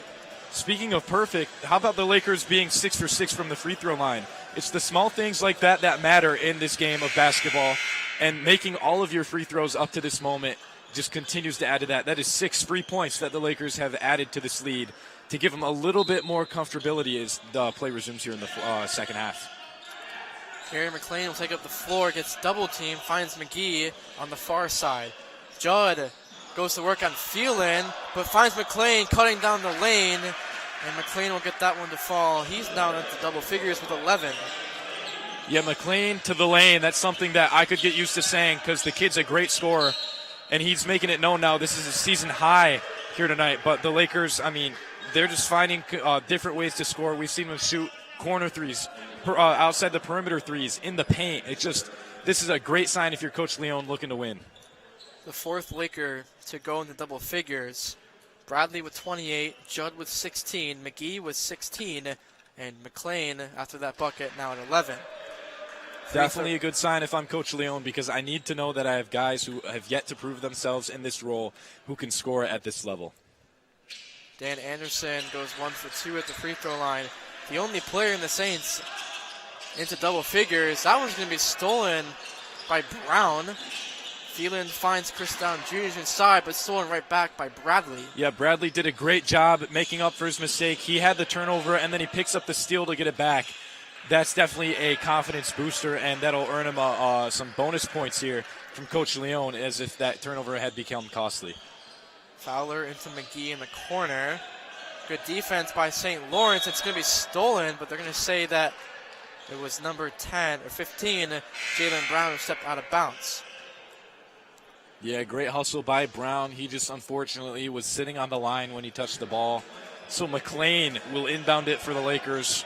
And we'll see what happens, Parker, with a little over 4 minutes left here. Stephen Bradley and Jason McGee leave the game. Arthur Foster and Chris White-Luciano come in for the Lakers. That one was almost turned over again. But it'll stay with the Oswego State Lakers.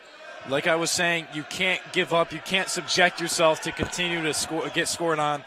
The Saints are down 17, but the intensity is still there. The pressure is being put on the Lakers, because if they want to close this thing out, a lot more has to be done. There's a lot of basketball to be played here in the final 4 minutes. Chris White-Luciano, who just came into the game, exits immediately as Jason McGee comes right back in for Coach Leone. It'll be a shot clock violation. 4:10 to go. Lakers lead by 17, 77-60 to score. Going to work is McMahon. Gets poked by Jason McGee, who thought it was off of McMahon, but it will stay with the Saints. Inbounding it will be Phelan. Out to McMahon. 4 minutes on the clock for the Saints. McMahon tries over Fowler, and he gets that mid-range bucket to fall, cutting a lead to 15. Yeah, a very fundamental play there. He just found his spot, created space, and took that open shot. Great job there by McMahon to give the Saints a little bit of boost. Jason McGee goes right at Brown, gets his own rebound, and yells with authority after making that bucket. Yeah, how about Jason McGee coming off the bench in 26 minutes? He scored 16 points, including a very impressive 50%, 4 for 8 from the three-point line. That's a great statement game from McGee, although the Saints were able to respond, Parker. Aiden Phelan knocks down that tray. He's at 10 points. The freshman showing his stuff. Deacon Judd finds Arthur Foster, swings it to Fowler, with the Lakers in no rush here. Up 79-65. McGee will swing it back over to Fowler, inside the Judd. Baseline cut to McLean, who tried to slam that one over Jalen Brown, but he'll be fouled. Yeah, an athletic take there by Gary McLean. He just met with some contact at the rim, prompting the refs to call the foul. So McLean earned 2 at the free throw line. Parker, I want to point out this is that same starting lineup we saw, except Jason McGee is in Stephen Bradley's spot. So this is the unit we saw start the game. They're now up 14 points with 3 minutes left. When do the Lakers take their foot off the gas pedal? I mean, with Coach Leone under the helm, I don't know when, because he's always going 110% coaching this Lakers squad. Eddie, he might keep them in it with like 2 minutes to go. I'd love to see that. Do whatever you can to build confidence and comfortability with this team.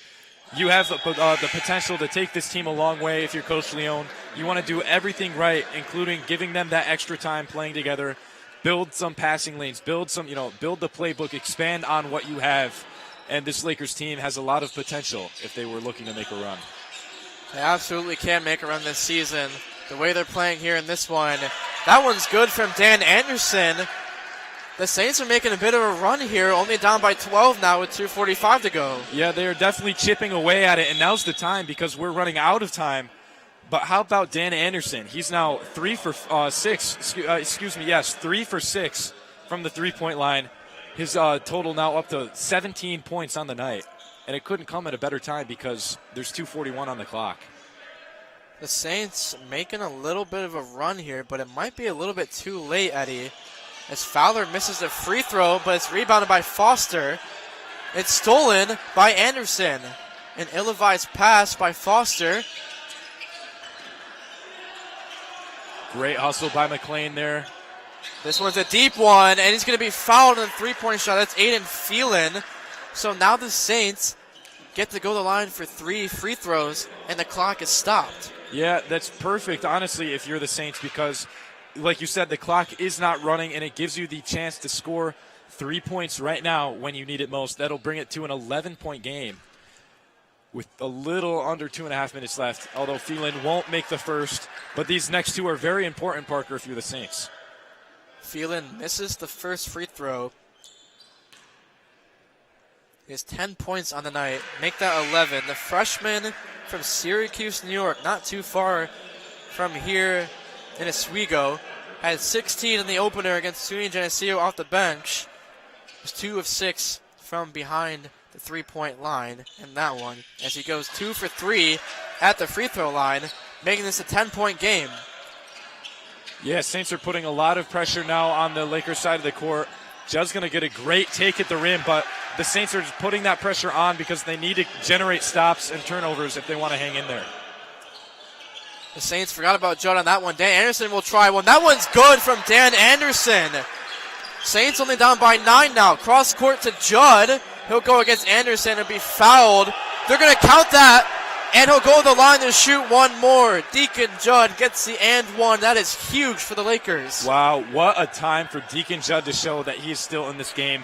He's been great all night, but in the closing 2 minutes of the final half, Deacon Judd converts the and one, getting the quick 2, and now he'll be at the line for an additional chance at a third point to build on that Lakers lead. If you're the Saints, you might be running out of time, Parker. That's twice now the Saints have just forgotten about Deacon Judd on the other side of the court, and he has the last 5 points now for the Oswego State Lakers as the Saints are making a run. They're still down by 12, though. Anderson will be fouled by Bradley, who rolled his ankle a little bit after the play. Looks to be okay. Judd will run over to Jason Leone, and it looks like Leone's showing him something on the clipboard. Maybe we'll see that after these free throws from Dan Anderson. Yeah, it could be a play call of some sorts or maybe some sort of defensive strategy, because Dan Anderson's motor right now is fully turned. He is trying to keep his team in it, and it shows. He's got 20 points tonight. So if Dan Anderson could lead the Saints team, now's the time. It starts with that free throw that will fall for him. But now with Judd making a run down the sideline, we'll see what he's able to do. And Judd's open again. That's the third time. He'll slam it home. The SUNYAC Player of the Year might have just closed the door for the St. Lawrence Saints. Yeah, Judd just goes up and slams it home on the feed by Fowler.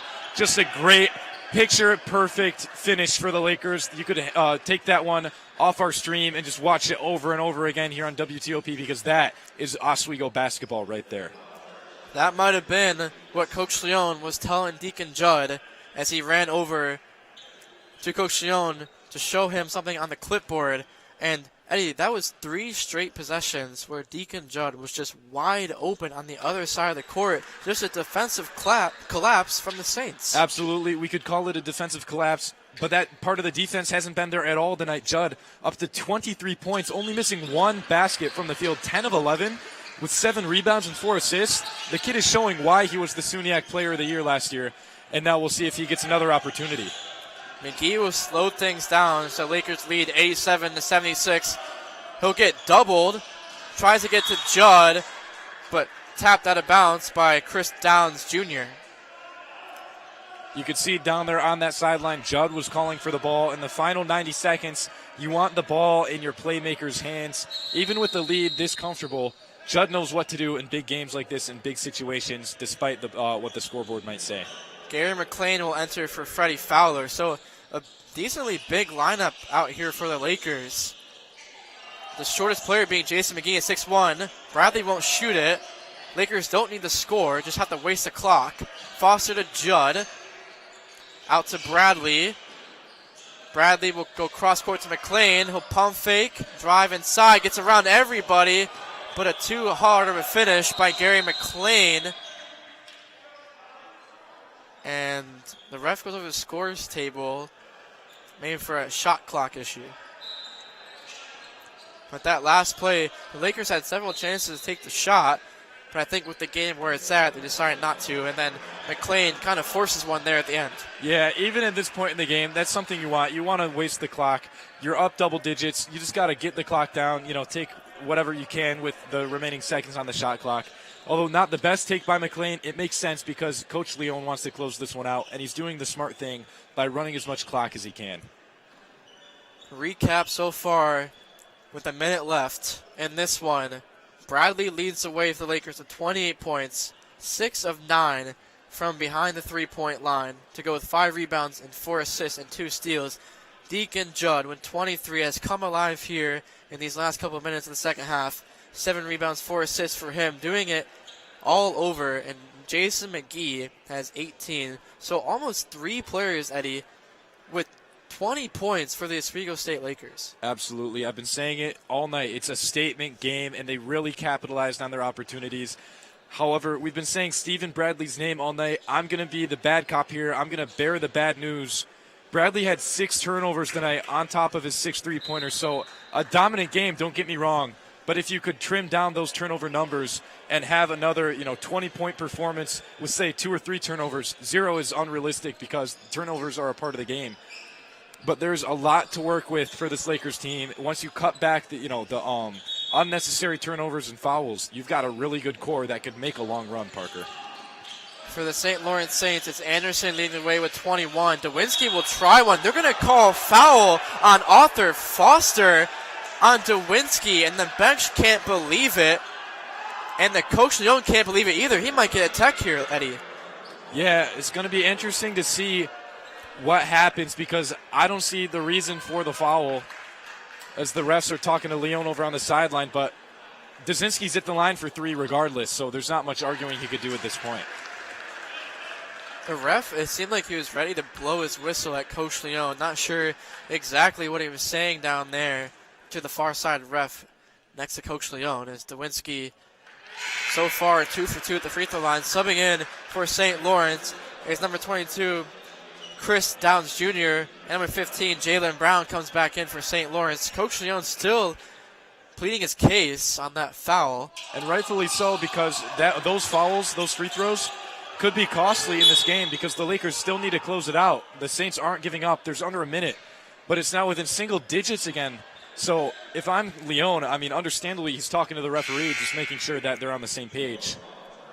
The Saints aren't giving up against the Oswego State Lakers here. Under a minute, single digits, with just how the game is today, and with the 3-ball being as hot as it is for any team, this is not over for the St. Lawrence Saints. If they knock down 2 threes and the Lakers miss a couple of free throws, Eddie, we still have a ball game here at the Zeal. Absolutely. This game is not going anywhere. There's under a minute, but anything could happen. It starts with McLean making these free throws right now at the line. But how about efficiency for the Lakers? Speaking of McLean, a season-high 12 for him. He could add to it here. Unfortunately, he won't. But it's just been a game full of doing the right things for the Lakers. Of course, cutting back on turnovers and unnecessary fouls will be big as there's a shot from Parks. But, in the final seconds of this game, I think the Lakers can feel pretty confident, Parker. Connor Parks hesitated on that first 3, and you can see the veteran Dan Anderson talking to him, maybe telling him to take that first 3 instead of hesitating. Yeah, with limited time left, you got to put up any shot you can get at this point. The Saints might start to see this one slip away from them if they keep giving up shots like that one. The Lakers in the double bonus now as Foster misses the free throw, Eddie. And like you've talked about, free throws are a big thing. The Lakers have shot well tonight, but they've missed their last couple. Yeah, still an impressive 73% from the free throw line. Not too concerning, but Judd will get taken down there, Parker. I think they're going to call a foul on Judd as the ref pointed the other way. Yes, they will. That's free throws for St. Lawrence with no time taken off the clock. Yep, definitely what they need because it's points with no running clock. As we talked about earlier, Judd picking up a foul there. But, what do the Saints do? You need these free throws for one. But they've yet to find a way to really stop the Lakers consistently. So starting with Dan Anderson's free throws, they're going to have to do a lot of thinking here. Dan Anderson, 62% free throw shooter, Eddie, last season. Not the best. He's gone 5 of 8 tonight here against the Lakers, and you have to give your props to St. Lawrence. They have not had a bad game. They're shooting 46% from the field and 50% from the three. They're actually shooting better from three than the Lakers are now. They played a phenomenal game, but the Lakers have played an arguably a better game.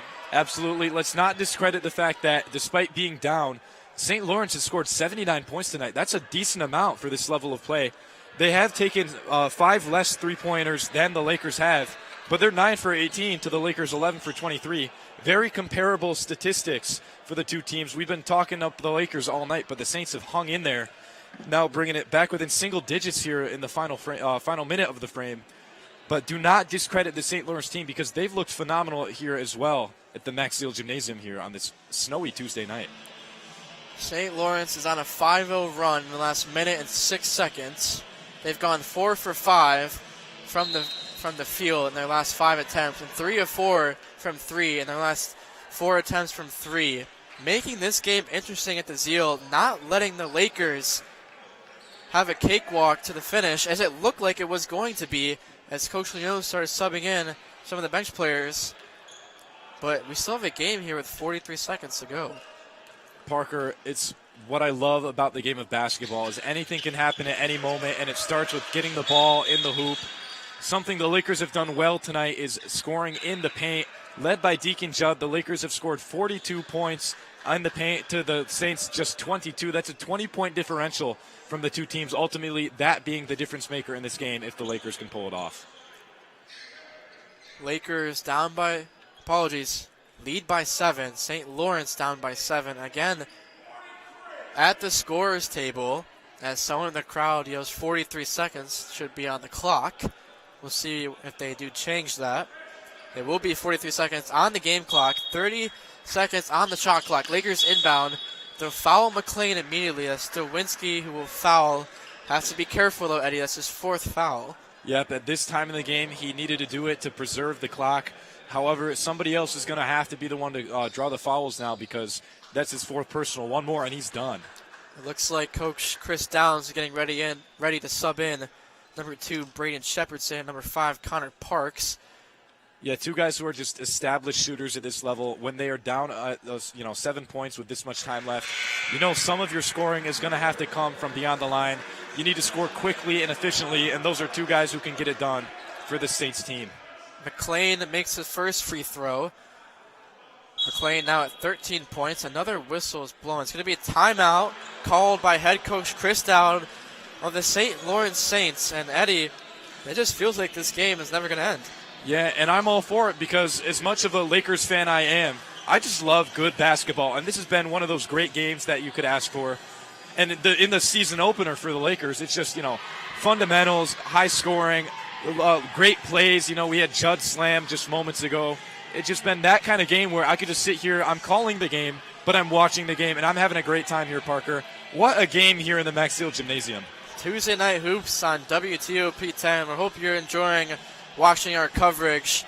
Lakers lead 88-80 against the St. Lawrence Saints. It's been a fun one here in the Zeal with just a multitude of scoring from both sides. Like we've talked about a little bit. Stephen Bradley, 28, Judd, 23, McGee at 18, and Dan Anderson has come alive in this last couple of minutes at 23 points now. And like we talked about at the beginning of the game, he used to play D1 lacrosse at Denver in Colorado and decided to give basketball another try. Reached out to head coach Chris Dowds of the St. Lawrence Saints and said, hey, I want to give basketball one more try. And he's showing that he is an athlete. Rightfully so. He's back in basketball, and he's leading his team tonight with 23 points. He's been the spark the Saints need. They'll look to center their offense around him as they continue the rest of the season. And who knows, Parker, maybe the Saints team has some, tricks up their sleeve that just they could not break out tonight, but I would not rule them out in the Liberty League. McLean misses free throw. Dawinski will take a fading away 3. That's good. Adam Dawinski makes a fadeaway 3. Wow. Parker, it's a 5-point game. Wow, the Saints have come crawling back into this one. Wow, the Lakers led at one point by 24 points, Eddie. The last time the St. Lawrence Saints led was 19-14 in the first half. Yeah, like we're talking about that lead. The Lakers have led for 95% of this game, and by a significant margin now. The Saints crawling back in the last few minutes, making it a 5-point game. Is this not storybook? Is this not the ending we were asking for? The Saints have the potential to make this thing a lot closer and potentially tie it in the final seconds. Are we due for a game winner? We could be, Eddie. At this rate, the Lakers have struggled from the free throw line as of late. Eddie, they were perfect, 6 for 6. Now they're 9 of 15, struggling as of late from the free throw line. And it's allowed the Saints to come back into this game, who are now shooting 52% from 3. And just what an incredible shot by Adam Dawinski, fading away, double clutched, and he found it in the back of the net. Yeah, Dawinski just beating his defender. He's using his height. Like we said, he's 6'8". So he just shot over the Lakers defender. And that one just, looked so pure. Just made it in the basket for 3 points, making this one a lot closer. Kind of changing the storyline of this game now, because both teams will have to go out there with their starters or their key players and really battle this one out to the final buzzer. Dawinski has struggled tonight, but after that one, now up to 13 points. And it's just been an incredible showing from the Saints to come back in this game and showing that they have a lot of fight and they're not going to give up against any team from the Liberty League. They have just been fun to watch. And Dawinski, 6'8", like you said, Eddie, but he can shoot the 3-ball too. He shot it at a 33% clip last season for the Saints. Yeah, and tonight he's 2 for 2. And that last one coming at a very important time for the Saints. But, ultimately, like we were talking about, the Lakers kind of contained him in the first half. He was held to, I believe, just 4 points in the first half. He has came alive here in the second. But the Lakers know what they can do to shut down their opponent's key players. They just have to be able to sustain that through an entire game, because they let both Dawinski and Dan Anderson, really rack up the scoring here in the second half. And, Eddie, we're going to get another timeout, this time called by Jason Leone. I guess the first timeout wasn't long enough, so Jason Leone will call another one to draw up another play, or maybe draw up the same play, and they weren't finished. So 88-83, Saints down by 5 with 33 seconds to go. If the Saints steal the inbound pass, if they don't, do you foul right away? I think at this point in the game you have to foul, because you've seen the Lakers struggle at the line, especially in this half. They started the game, like we said, 6 for 6, but it's now a 9 for 15, including McLean, who's 4 for 7, and Fowler missing his one attempt. So there are guys on this Lakers team who you want to foul. McGee, we have not seen at the line yet, so he'll get his opportunity as both teams are in the double bonus with 10 fouls apiece. Jason McGee, the transfer from Herkimer Community College, will go to the line and shoot 2 free throws. Shot 73% from the charity stripe last season. Has had a phenomenal game tonight at 18 points. Yeah, Parker, this is one of the guys, if I'm the Lakers, who I want at the line. You said 73%. That's just, I'm confident in that number. I can trust in that number, because in a closeout game like this, we've been saying it, free throws matter. Dawinski comes back in for St. Lawrence, as well number 2, Braden Shepardson. This could be McGee's 20th point on the day, which would be the 3rd Laker to reach that mark. And he does just that. The Lakers now have 3 scorers that have hit the 20-point mark, which is just insane. Yeah, McGee scoring 20 in just 29 minutes of play. He didn't start this one. It was Fowler and McLean getting the start at the guard position. So McGee coming in and making, doing everything he could in the limited minutes he had. As McLean will get tripped up there, it looks like he was fouled. The St. Lawrence fans thought that McLean just tripped, but they're going to call foul on Dan Anderson. It'll be his 2nd foul on the day, as McLean will go to the line. McLean is currently 4 of 7 from the free throw line, so he's struggled tonight from the free throw line for the Lakers. Last season, he shot at 71%. These free throws are huge to put the Saints team away. He makes the first one. Great to see if I'm Coach Leone and I'm McLean's teammates, because the lights are not too bright. He knows it's a closeout. He knows how important these free throws are, and he's able to make them both. Lakers lead by 9 with 21 seconds to go. Pushing is Dan Anderson. He'll kick it out. Feeling fadeaway three is no good. Rebounded by Stephen Bradley. And they'll push it up to Judd, and that's going to do it. The Saints aren't even going to try to foul.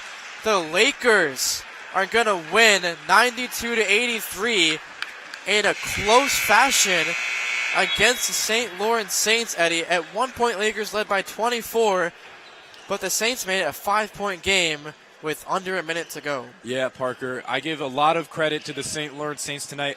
They hung in there through the entirety of the game, only losing by 9 points, like you said. They were down 24 at one point.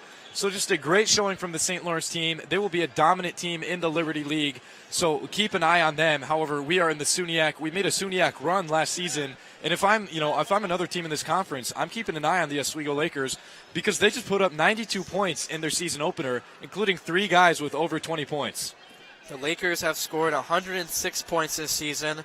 They lost to Union, where they scored 75, and in this one against the St. Lawrence Saints, scored 92 points. Eddie, as a team last season, the Lakers averaged 75 points a game, and they were just on fire tonight, shooting 63% as a team and 47% from the three-point range. Yeah, it started with Stephen Bradley. The kid had himself a night. He was electric in the first half. And then Deacon Judd just continued to do what he does best, being consistent down low. He ended the night with 23 points. And Jason McGee, like we were saying, off the bench. One of my keys to the game coming into this is the bench scoring. You need guys who can come off the bench and get you points. Jason McGee did that tonight, ending with 20. 7 for 13 from the field, too. That's a player I'm going to watch as this season continues.